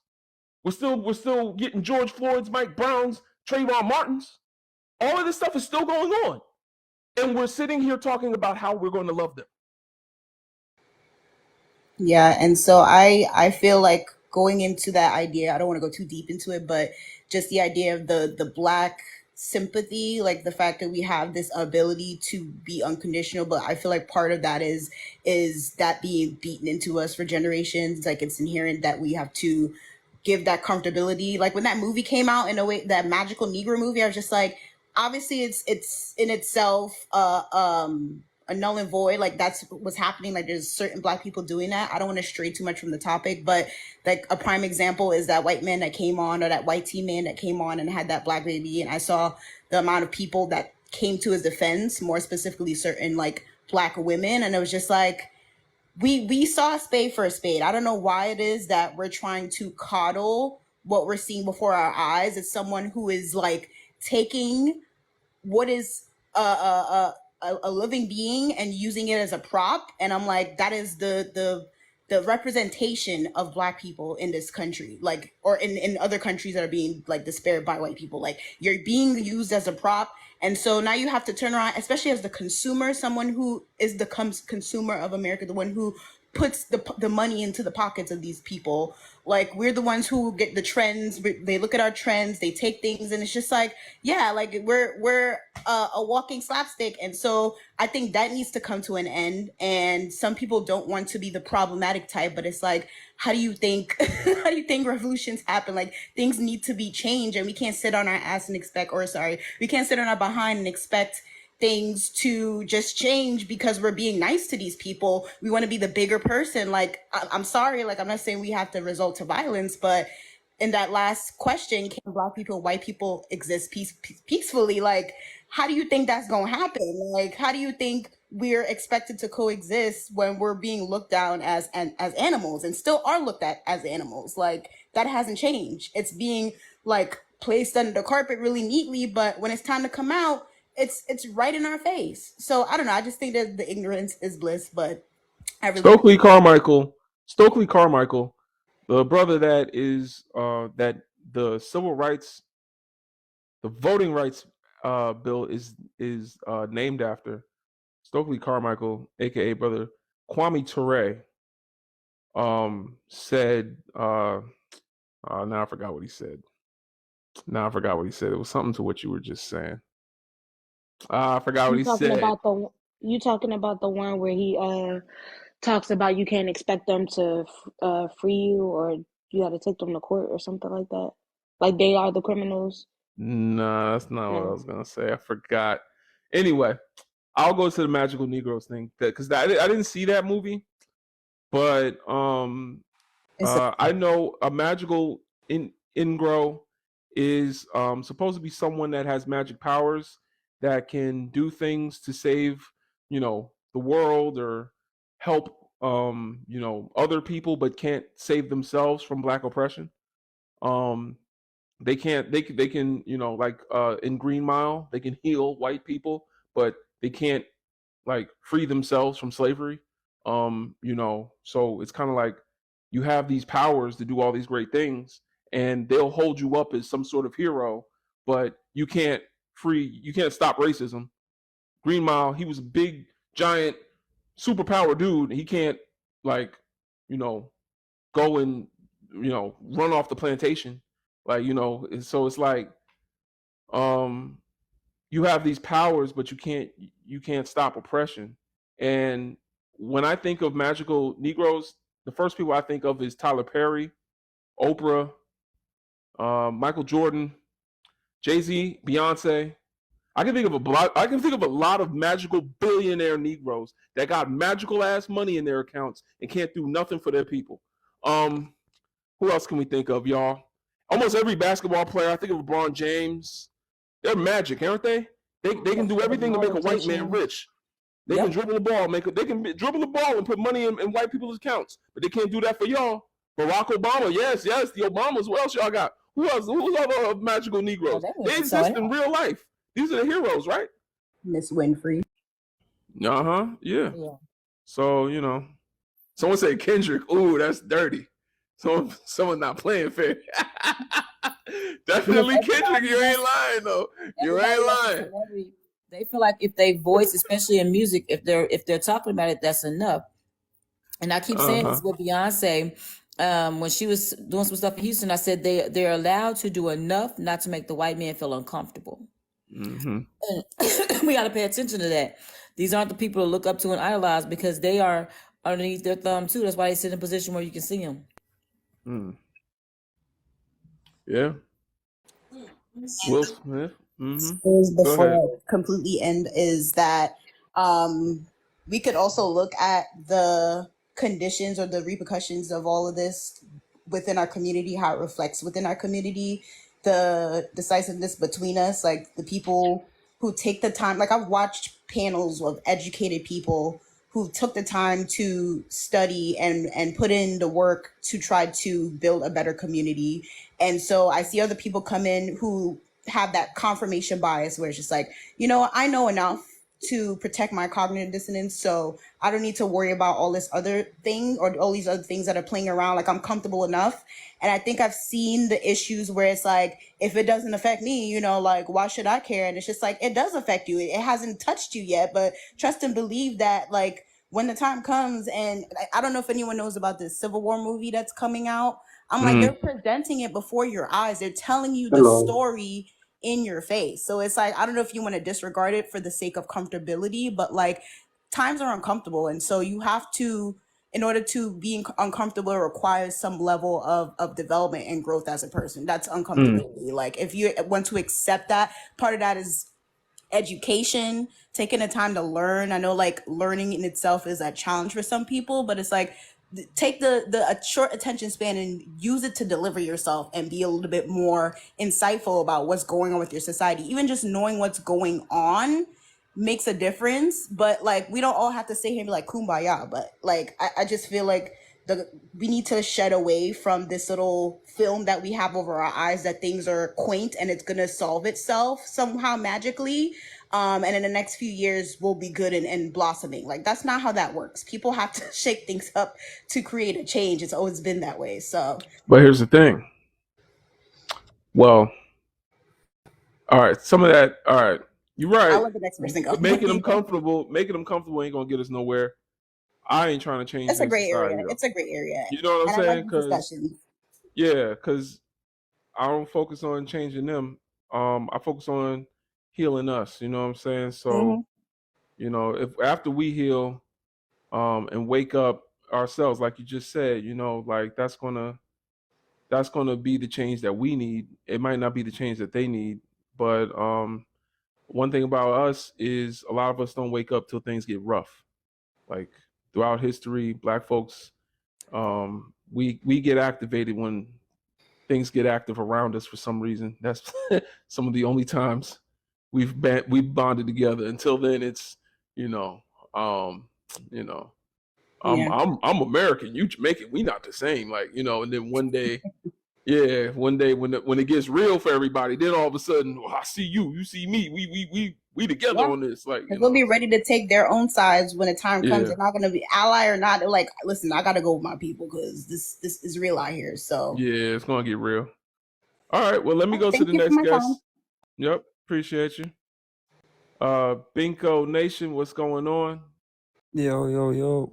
Peace. Give us your age, race, and pronouns, please. I'm 27. I'm mixed race, and I'm he, him. Mixed race ain't a race, so that means that you probably have Black in you somewhere. Okay. How is mixed race not race? Only people mixed with Black say they're mixed race. I noticed that. No, they don't. Pretty much. Yeah, pretty much. I've got a friend who's half white, half Indian. He's mixed race. Right, but that just means he's Indian. How does it mean he's Indian? Because he ain't white. Have you ever heard the term people of color? Yeah, but everyone's. Do you know why that term exists? Because there are people of color, because there are people without color. So people without color is its own group. We call them white. You can't have color and be without color at the same time. Who made the term people of color? If I paint a painting, who made the term people of color? If white people did. If I take a paintbrush, exactly. So they are telling themselves they're not color. To me, they're color. Hold on. Bingo. Hold on. You're talking all over me. Calm down. If I take a paintbrush, I put one line of paint on a canvas. Is it still a blank canvas? Is it half blank canvas, half painted canvas, or is it a canvas? So, are you saying white people are a blank canvas? Yeah. So you can't have paint on a canvas and still be a blank canvas. That's why there's the term people of color, because you're either a person of color or you're a person without color. So if you're a person without color, then you're white. If you got color, you're whatever color that is. Okay. So if your friend is Indian and has a white parent, then that is great. That person is not accepted in the white spaces the way he's accepted into Indian spaces. I guarantee it. It doesn't mean that he's not half white, though, does it? Yes, it does mean that he's not half white. Did you hear a damn thing I just said? I heard what you said, but it doesn't mean that what you said was true. And prove it wrong. He's got show me an Indian white person. He's got an Indian parent and a white parent. Therefore, his skin is a little bit lighter.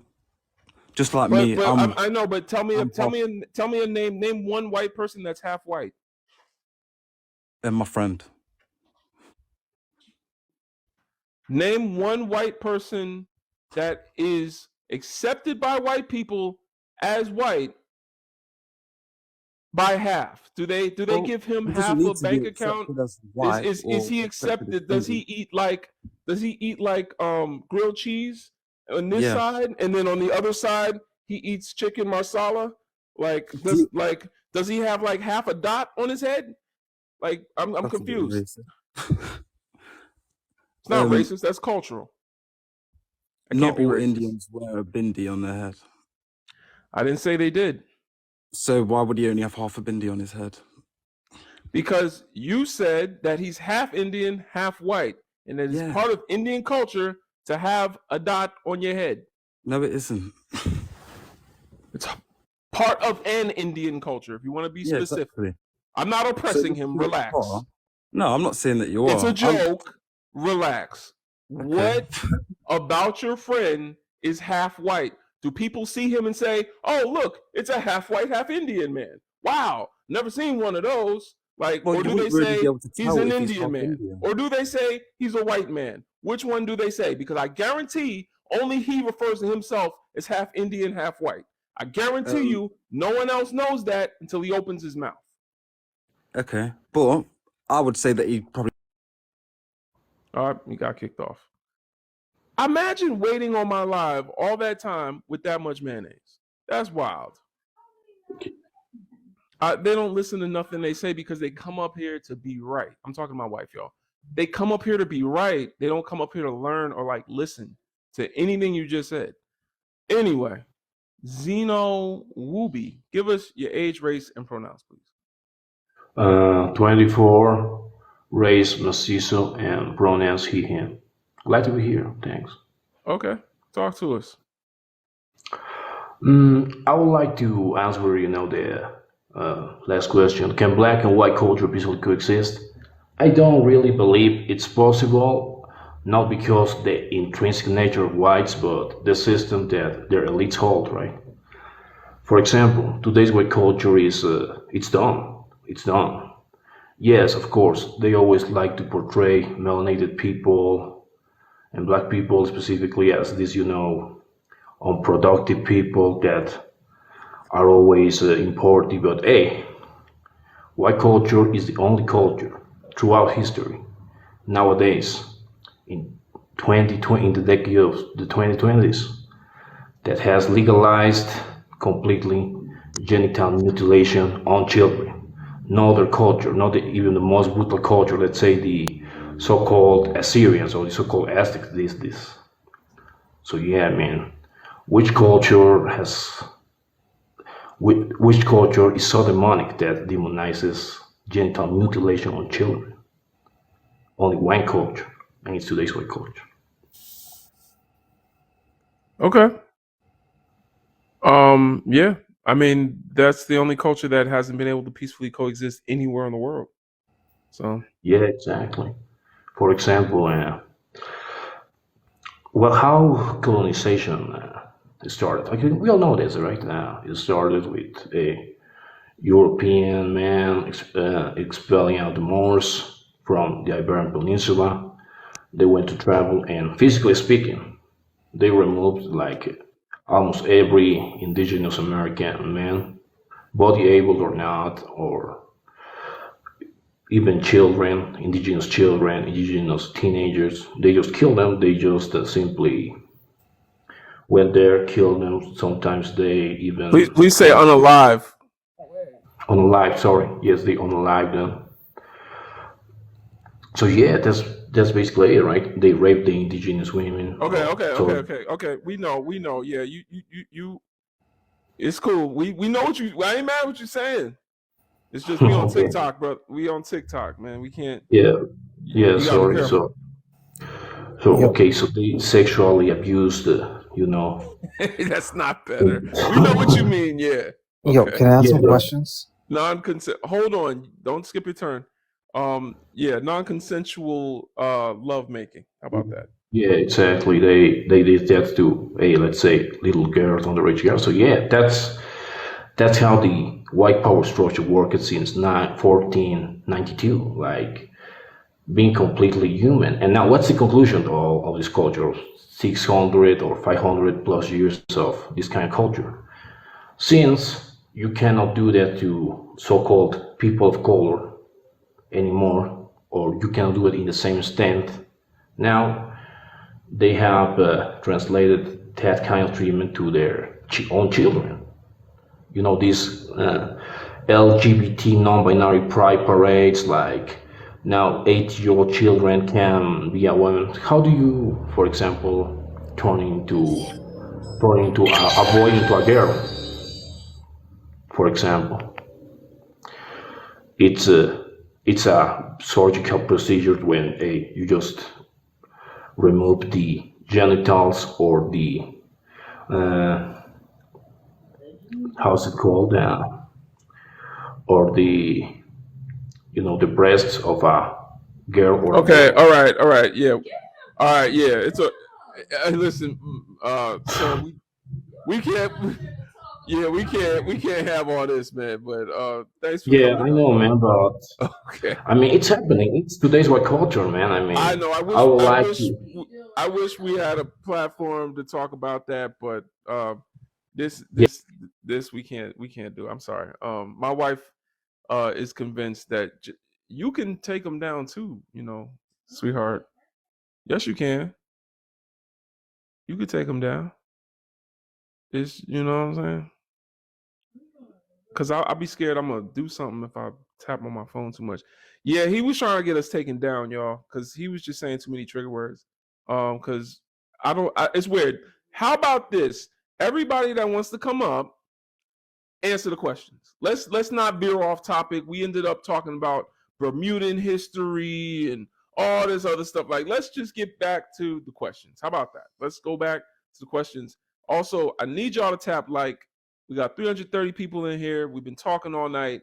I need y'all to tap like and let the algorithm know that we in here providing some value to you in some way. Donate $1 to to bring down Babylon, $ bring down Babylon.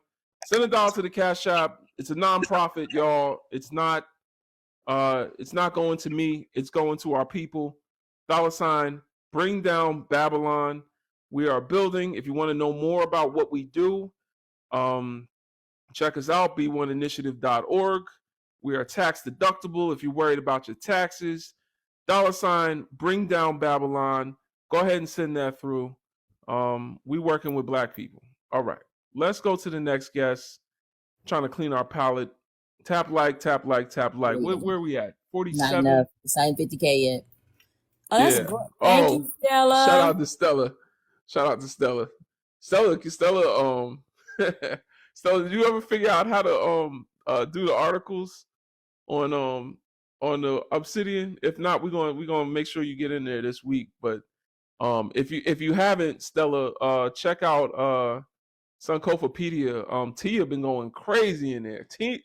Tia been doing like 50, 60 a day. So yeah, Tia, check it out because Tia, there's a lot more profiles now. So it's looking good, y'all. That the profiles I'm talking about is on our website. We're building a website as a resource for children to learn about Afrocentric history, Afrocentric worldview, Pan-African history. We have scholars. It's basically like a Wikipedia page where you'll be able to find all this Black history and all this knowledge and learn more about your roots. So they're taking our knowledge out to schools. I'm going to make this so that you can teach your child at home. All right, y'all. Well, not me myself. I'm used to it only being me working on this. I got a team now. Shout out to b1initiative.org, man. Shout out to Can Swan, Leisha, or Diva get that last guest block? I did. Oh, okay. Yeah, because they I think he was trying to get me taken down. He was trying to say many trigger words as he could. All right, y'all. Next guest, Andrew Late. Give us your age, race, and pronouns. I'm 32. I'm Indian, East Indian, the 7-Eleven, not the reserve. That's a joke there. And yeah. Are you gonna ask for pronouns? I thought this wasn't a trans. Indian's a nationality, so I'm East you're Indian. Asian. My parents come from India. I know, but that's Asian. Yeah. So we hear you. Yeah, okay. You're Asian. And then pronouns. I thought this wasn't a trans life. I asked him for pronouns too. Usually, it's not about trans. It's about making sure that we identify you correctly. He, she, they. Which one? I'm a male. He, she, or they. Yeah, I'm a guy. He, she, or they. Bro, I avoided Adora's live. I don't He, want. I don't. she, I'm not or coming here they. for the trans stuff. He, Yeah, she, I'm a guy. I'm a or he. they. I'm a man. He, okay, a he. Yeah. He didn't say he. Nah, man. Like I get Are this you a she man? when I go to like Adora's live. They ask Or this are stuff. you a they man? I'm not coming here to debate trans people. Are you a he man, a she man, or they man?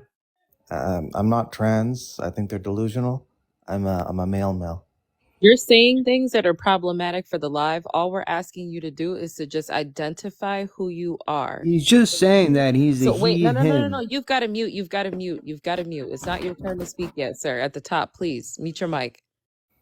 All you have to do is let us know how you identify. We're not discussing trans issues here in this live. He, she, or they. That's it. Sure. I mean, why are you guys playing this game now? I thought this is Now over. we're playing a game. Now No, we asked you I'm one not simple playing. fucking question, and now you're saying we're playing a game. I'm You not are playing playing a game, and you're wasting my time. I'm about to kick you off if you cannot answer. If you're such a man, then tell us he, and move on to the next question. Like, what is your problem? Okay, bro, chill, homie. Because you're making the he come out of me. So are you a he? Bro, chill. Are you a he? Yeah, bro. All right then. Good. Now let's talk. Come on, you Bro, wasting my time. broski, chill. Jesus Christ. Don't tell him to chill. Bro, chill. Like this is we don't gotta be Answer the out of question. tension. Just go ahead and answer the questions. Okay, so I want to address the first point here. You know what I mean? You're talking about interracial relationships benefit the black. If you consider the drop theory, so anyone who's half is considered black, quarter black. So then why does it matter if someone is interracial? It makes no sense. Which question are you answering? The first question about interracial marriages. My wife. Why does it matter if someone is interracial? So my wife's black. So by definition, my kids are black. I'm not. You said black. someone is interracial. So you're bringing up the conversation about interracial marriages benefiting the black community, but Right. if everyone who is so you came up here to argue what the black community benefits. Okay, I'm asking. It makes no sense. You're based off your own logic. No, my wife is from Eritrea, so she is black. No. See, he doesn't understand, y'all. He thinks Eritrea makes her black. But do you Eritrea? Where is Eritrea? Yeah, you don't know. You Eritrea don't know. You don't know the culture enough to know. Eritreans are not black. How does that make sense? Yeah, not all of them, because that's a country, not a race. Bye. Next guest. Oh, Charles, give us your age, race, and pronouns. I'm 51, black, and he. All right, talk to us. The first question, as far as the interracial relationship, does it benefit the black community? As far as my understanding, all other races kind of exploit the black community, so I don't see how a relationship would change that between two different groups. I don't see anything but exploitation of any black space from any other race. I have not seen them benefit. I see, as far as the Arabs, I guess, in the black community, they own stores and they have plenty interracial relationships with. I don't even know if that's considered relationships, but I see them using black women, and I don't see any benefit of that to the black community. For an example, these guys, it used to be a corner store around my neighborhood. These guys, they kind of, I guess, best term I could say, they try to act black, but they were Arabs. They talk shit. Oh, excuse me. They would speak vulgar language in front of the women, in front of anyone that came in there. It was a black community. Now, this one particular time, the older gentleman brought his wife into the store, and the same group of black people come in using profanity. Usually, the guy stopped everybody. Hey, respect the lady. And I don't see when it's black people there and them cursing and calling the black women derogatory names. When his wife, which was another Arab, come into the store, everyone must respect her, but they disrespect ours. I don't see that being beneficial to our community. I don't see any benefit of interracial at all in our community.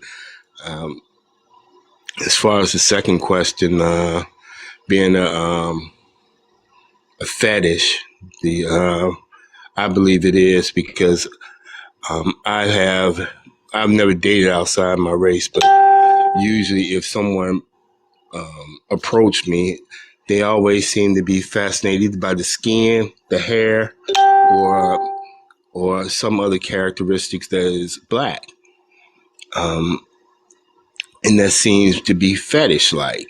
And the way it seems like they approach is they're approaching because of those particular features that they don't have. So it seems to be some sort of fetish to me. I can't see the third question, but Can biracial people be pro-black? If they accept that they are black, yeah. If they accept they're black. As far as like the other gentleman speaking, the half thing, and you made a great point when you say the other side don't see it that way. If you have a drop of black in you, you consider black. And it's just a realization they're on our side. And if they think they're somewhere in the middle, it's not really a benefit to the black community. The last one, I can't read it all. I see white culture. Can black and white culture peacefully coexist? When? I really don't see. I mean, we're not speaking individual. Individual, I see it happening all the way around. But anywhere where I've seen the race of white tea, whether it's here, there, or anywhere else, they don't coexist. They war without being a war. They exploit, and they exploit because it's not a fair trade. They usually give trinkets. They're notorious for giving trinkets for something valuable. And that's even with here. They give us a holiday or they name a street, and we have been so conditioned that we think that's something of value, but that's a trinket. It means absolutely nothing to them, but they give it to us like it means something. So I don't think that we can really coexist peacefully as a race. I don't think that's possible. Mm-hmm. And that's on their half, because we always try to peacefully, we try to peace with warmongers. And that doesn't benefit us in no type of way at all. That's why they keep taking advantage of us.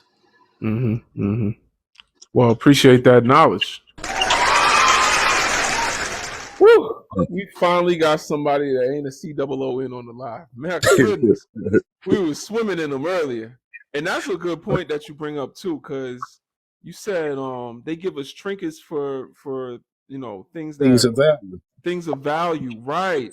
Because that's even what's going on in the motherland. Like the richest black man on earth right now is a Nigerian man that sells Nigerian oil to European countries.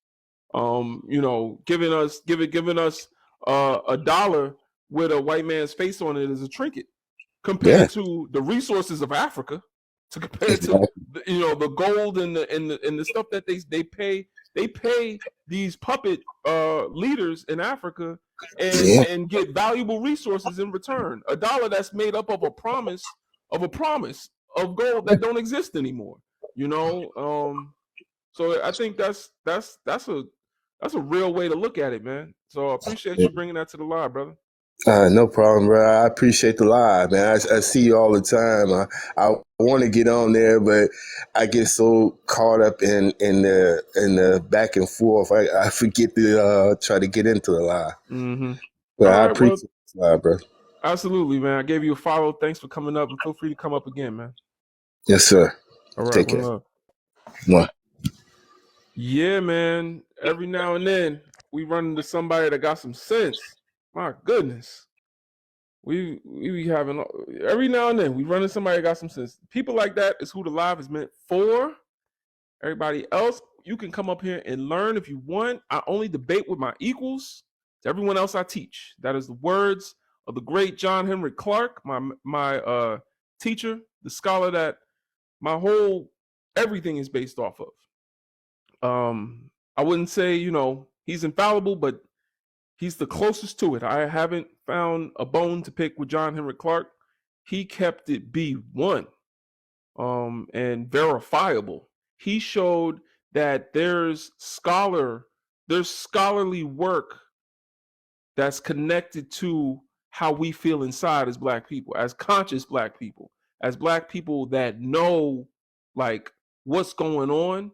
Like he showed that there's actually evidence that we're not like crazy, like they're gaslighting you when they say it's all over now. That was years ago. It's in the past. Like when they say he's actually shown us like we have history, we have culture, and he shows us what was stolen, and he shows us like where we could be headed in the future. There's a lot about John Henry Clark that I love, but yeah, that's one of the most valuable scholars in Pan-African history. I appreciate y'all coming up. We got a new guest. Wit, could you give us your age, race, and pronouns, please? I am 36. My race is Black, and my pronouns are she, her. All right, thank you. Go ahead, talk to us. I just hopped on because last time I tried to join you last night and my sound was giving me issues, but this question is really interesting to me. So because I do think that interracial relationships can help the Black community, benefit the Black community, but I feel like it only benefits the Black community if a Black woman marries a white man. How does that work? Just because it's the transfer of wealth. The transfer of wealth. Yeah. So things, well, in general, of wealth. Yeah. If you marry, if you have a husband who has more means, then, you get that. And then also. No. Okay. So there's a misconception about that. You think capitalism works in Black people's favor? No. I'm just saying this is just an idea that I think would, I don't really know, honestly, the logistics. Yeah, there's a misconception in that. I've heard this talking point before. I just, it's missing a big chunk of the problem is that when you say wealth, right? We talk about Black power economics. If you want to look up the Blueprint for Black Power by Dr. Amos Wilson, he talks about what we as a community can do to have our own wealth, not based off Europeans' wealth. So Europeans' wealth was built off the backs of our ancestors. Capitalism was built off our people who were the first capital. Like people took out mortgages and insurance policies on our ancestors. Like they would take out a mortgage on your grandma and then a life insurance policy on your grandma so that they could treat your grandma however they wanted to and then take that mortgage money and go buy 2 more of your grandmas, your aunties. And so this whole thing that created this wealth and us trying to get it back by marrying them during our oppression is still kind of sick. But if we want to be obtuse to all of that and you still want to look at it, it's not our wealth. Our wealth will come from our resources, from our own economy. Trying to garner the privileges of oppressive system and use them against the system. I mean, in a lot of these families you're talking about, it's the white dad, the granddad, the dad of the lover that you have that has the wealth. And a lot of times it don't make it to the sister. Look at Meghan Markle. They will X you out quick. They're going to make sure that this N-word don't get the family's wealth. You're talking about hundreds of years of wealth. It's not just going to end up in your hands because you married the son that nobody wanted. You're marrying the outcast son with all the tattoos and thinks he's cool and hangs out with Black people. They already took him out the will a long time ago. But Oh, you know, actually, you know what? To your point, I think, okay, now that I'm like thinking about it, I do understand what you mean because, okay, so the area I live in Maryland. And in Maryland, one thing I know, I'm from California. So one thing I noticed when I came here was that there's a lot of huge farms, like huge farms. Like one of my friends owns a 4,000 acre farm. Another friend owns, a 250 acre farm. Like they have tons of farms. But as I like kind of started to get to know the area a little more, I found out that there is like there is a bit of a subculture where um, there's that like, you know, like that old money type of vibe where they don't want, they care about who your family is and all that. yeah, you ain't getting that DuPont money. You ain't getting that. Ain't no sister getting that. You ain't creeping your way up into that. Marion Damien, who they already don't F with since he started spending money on Ferraris. They already boxed him out. The family will, like, he got money and we'll see that and be like, well, I came up. But nah, you ain't gonna inherit that trust fund. You know what I'm saying? So I guess what I necessarily in my Example mind, would what I be, was thinking. hold on, because a prime example would be Tia's sister, Tamara, and her marrying that YT man that works on Fox News, and his whole family losing their SHIT, talking about she's not going to inherit their wine vineyard. And it was so crazy because they didn't realize who she was, and she already had money. And they thought that she was marrying him for money. And that woman had more money than their family, but they thought they had that wine vineyard. It was not going to her. They did everything in their power to make sure that she could not, in any way, shape, or form, have any piece of that wine vineyard. So And then even if she did have it, she's not going to be able to use it to the benefit of her people. If that were the case, there are enough sisters married to white men that we should have been free by now, y'all. I don't. Throughout the past 100 years, there's been enough sisters that have had children and lived with white men that we should be free already. Where is it at? Where's the freedom? I'm waiting for the reparations. Can I add to that? I just think that I think it's really crazy, right? That we would even jump to thinking that it would be beneficial to marry the oppressor when it's been intentional that they have divided Black men and women from each other, like intentionally divided us from each other, that we would look at that relationship as being beneficial over our own, over Yeah, us of course. being with It's each other. resources. Like I'm sorry, hold on, 600, please hold on. Like a Black man and a Black woman being together, that is wealth. That's real wealth, not the oppressor's wealth, which you've been indoctrinated to believe is wealth. That is not wealth. A Black man and a Black woman being together and prioritizing each other, that's beneficial. That's wealth. Does that make sense? Like, I just think it's crazy that No, we would that makes even jump absolute to sense. thinking that. So wait, I No, that just makes wanted to add absolute an sense to me. example. I was just proposing that idea because I've heard it talked about, and like I said, I don't really know for like any of that because I'm married to a Black man. So, but Hey, shout out to Black Love. That's the key word, proposing the idea, meaning it doesn't exist, meaning it's not a thing. To go and date somebody who every system that oppresses us benefits them, that's a reach. That is a reach. And that is a dangerous reach. It is dangerous because they bury you in the backyard and be the first ones out on the search party. Like we're missing. We don't know where LaShondra went. We've been looking all over. And they the one that they got the shovel in the back. They already done took care of that. They out in front. We're praying as a community that we find LaShondra. Like, go ahead. My wife is laughing, yo. She funny as hell. All right, go ahead, Tim. Logically speaking, though, we know the problem. So wait, what? Sorry, Miss Legend in the background is that's hilarious. Oh my god. So what I wanted to share with you is that like I can tell you from personal experience, like I'm the product of an interracial marriage, but of course I identify as a Black African man, and I'm telling you that when my dad first like made it clear to his side of the family that he was going to be marrying my mom, very much so his aunt, who ultimately had become a successful businesswoman, she was, heading towards the end of her life, and she was basically setting it up in her will so that every single person was able to get like a sizable like inheritance.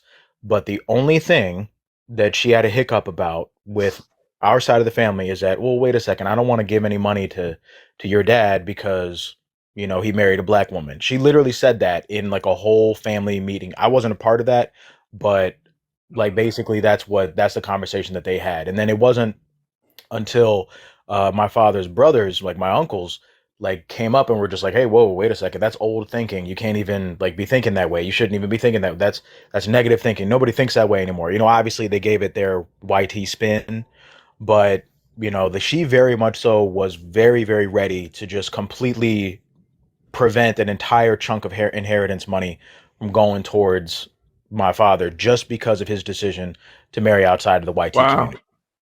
Like that's a whole thing, and that very much so exists, and that is what's happening in the majority of cases. In the majority of cases, you are not seeing that transition of wealth happening. In actuality, historically, what you are more so seeing is that a bunch of very confused brothers and sisters are being created out of these unions, and then after that, the transfer of wealth does not go to these black partners. And even if it does go to the black partners, you can be sure that they guaranteed that these black partners did not have a black consciousness.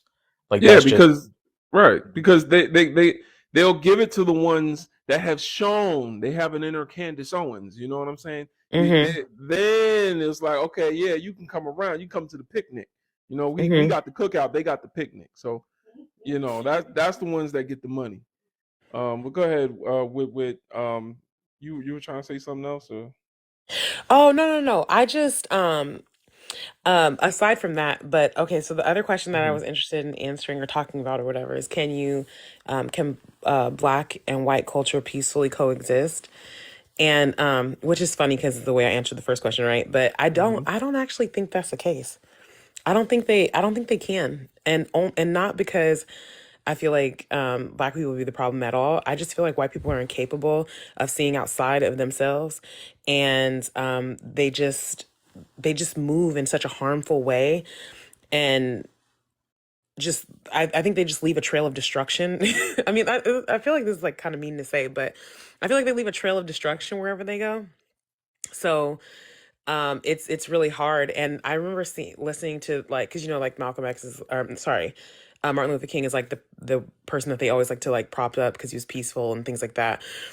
But I was listening to one of like this video of him talking, and he was just saying that like basically his dream had become a nightmare. And I'm sure you probably have seen it, right? Like where he said, the dream that I had is a nightmare.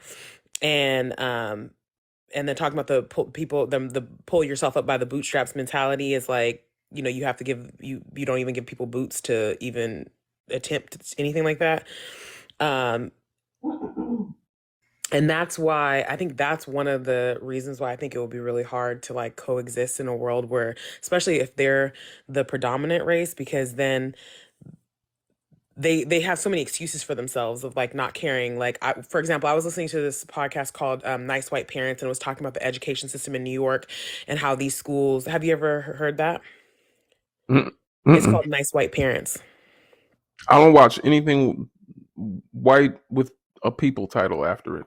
Oh, okay. So it's called Nice White Parents, and it's basically talking about how these parents in New York have like utterly destroyed this black school, and like how they continue to like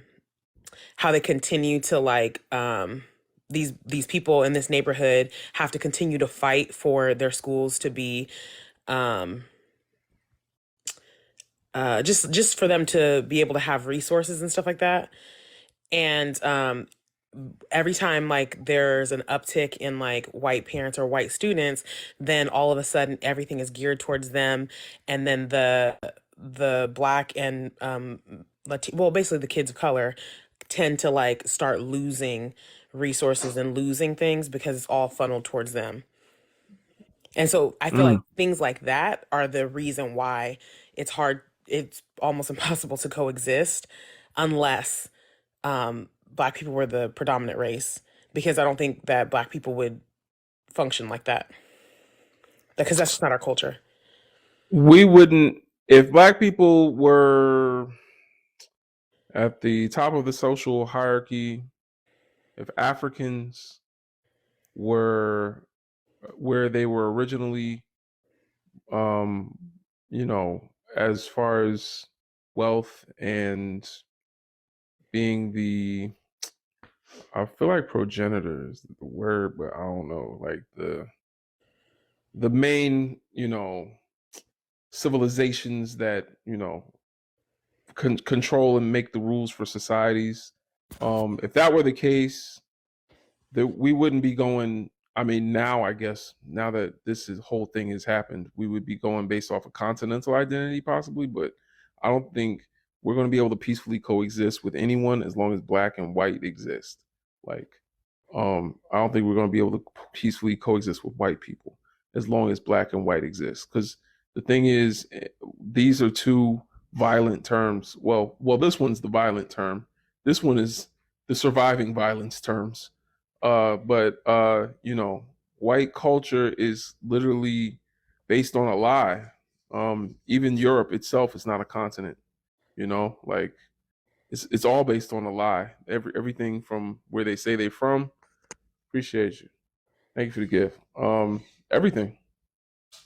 So that being the case, there's never been a time it's been able to peacefully coexist, and as long as they have what Francis Cress Welsing calls whitey genetic insecurity, there's never going to be a time where they can peacefully coexist because they're going to always be afraid that there will be a world that doesn't look like them in the future, which is why they won't give black women that wealth, because they're afraid that their family is going to turn into a rich black family. And they don't want that. Right, there you go. I was trying not to say that, Nubian, but Nubian wrote it down there. It's YT, and then what Nubian said. This word and the other word. Oh, I see. Yeah, so that's, if you want to learn more about that term, Dr. Frances Cress Welsing, a clinical psychologist that appeared on a lot of shows. I think she was on Oprah, wasn't she? She was on Oprah. She was on Donahue. This is back in the day, like 80s. But she's a clinical psychologist. She did a lot of work, the Cress theory. Basically, she psychoanalyzed whiteness as a culture. And basically, based off the work of Dr. Neely Fuller Jr., was able to come up with a hypothesis a theory that has stuck, because the hypothesis was that it was real, and she's been able to prove it. It speaks to the reason why racism exists. We always talk about how, what it does. She talked about the reason why. What is it in their mind that made them say that black people are inferior and that they have to be superior? It's because they are afraid one day that there's going to be a world that's not like them. Think of the browning of America. You've heard that term before? The browning of America? Yeah, that's I what think they're afraid Biden of. said something to the effect of like it's going to be predominantly people of color in by like 2050 or something like that if we don't stop the. That speaks to their greatest fear. That is their biggest fear, because they have recessive. All of their traits are recessive. Genetically, all of their traits are recessive. So, like, their hair is recessive, their eyes are recessive, their skin is recessive. Everything about them is recessive. So any other outside influence on their gene pool changes who they are and what they're going to look like. So they are afraid of anyone like disrupting their gene pool, because they've fallen so in love with and attach their identity to who they are and what they look like, that they're afraid of a world that won't look like them in the future becoming a possibility. So that's why they need to create division. Because if we didn't have this division of race, everyone would be getting it on. There'd be no such thing as white people. Right. Well, my understanding was that the reason why the whole division of race had happened initially was simply because they wanted to control the population and stop uprisings. That's political. So she took it from a psychoanalysis standpoint, a scientific standpoint. Oh, I see. So there's different areas of people activity that she calls it. Hold on, let's see if I remember. Hold on. Economics, education, entertainment, labor, law, politics, love, war. And I'm missing one. Health, and I'm missing one. Darn.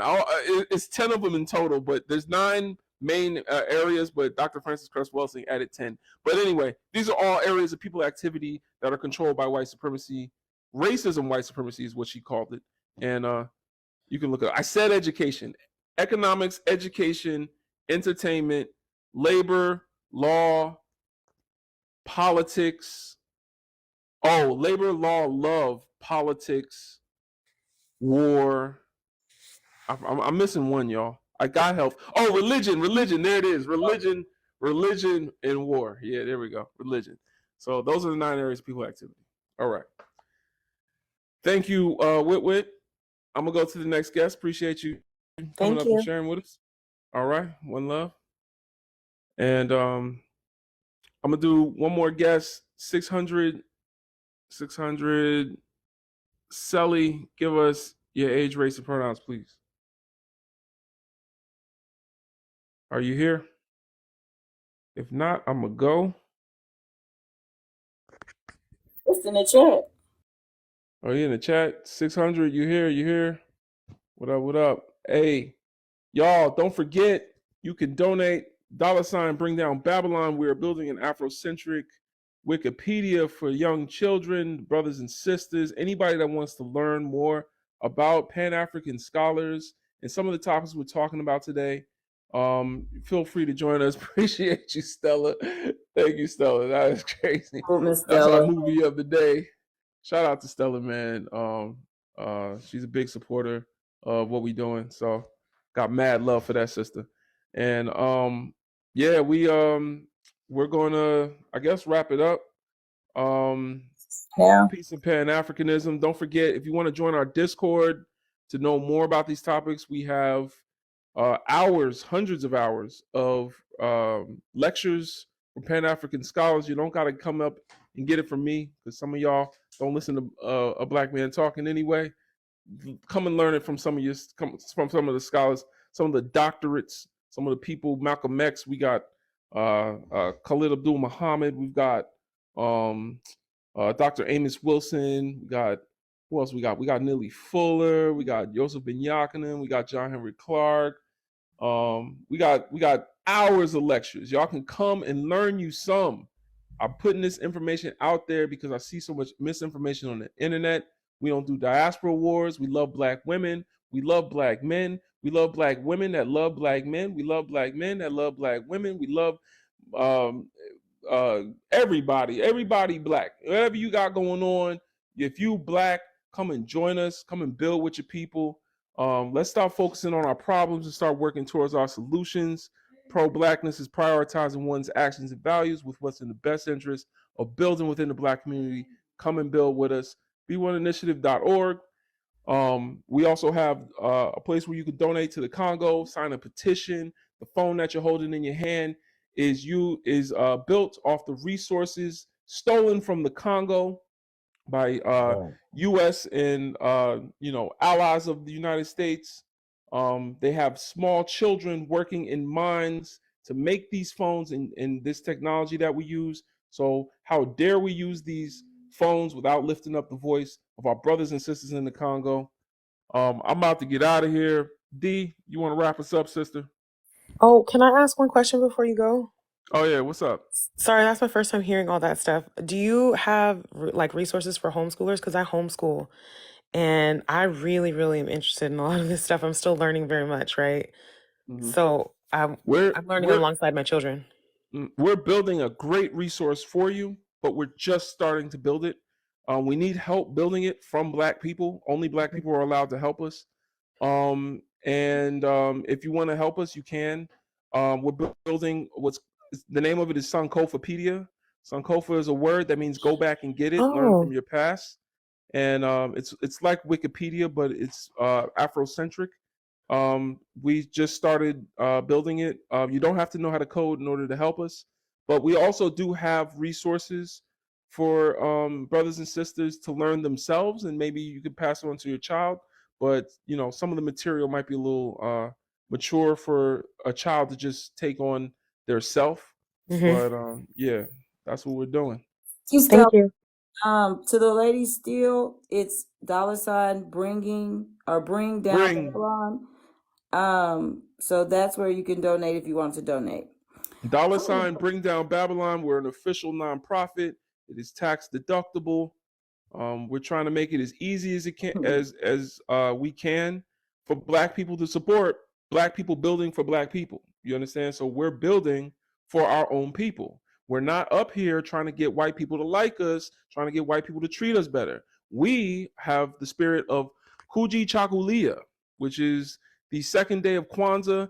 It is the spirit of self-determination for African people. We don't need help from anyone but us.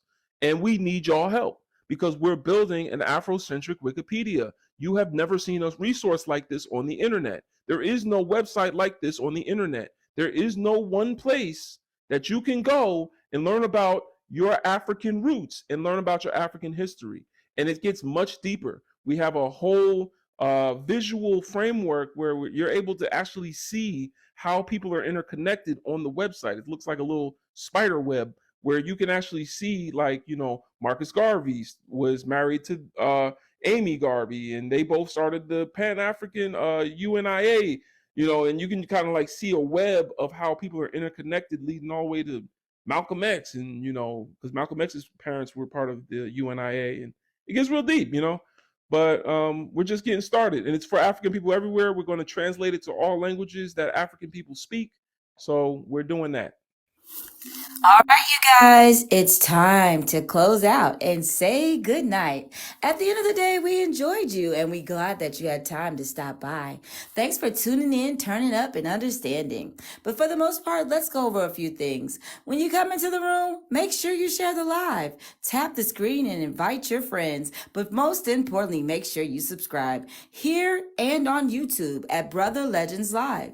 Join the Discord, b1initiative.org, and make sure you're bringing down Babylon and making some donations. $1, $2, 10,000. We'll take it. But most importantly, to all of you non-Black people, before you jump in this panel, before you jump in back business, make sure you jump in that damn tub. Good night.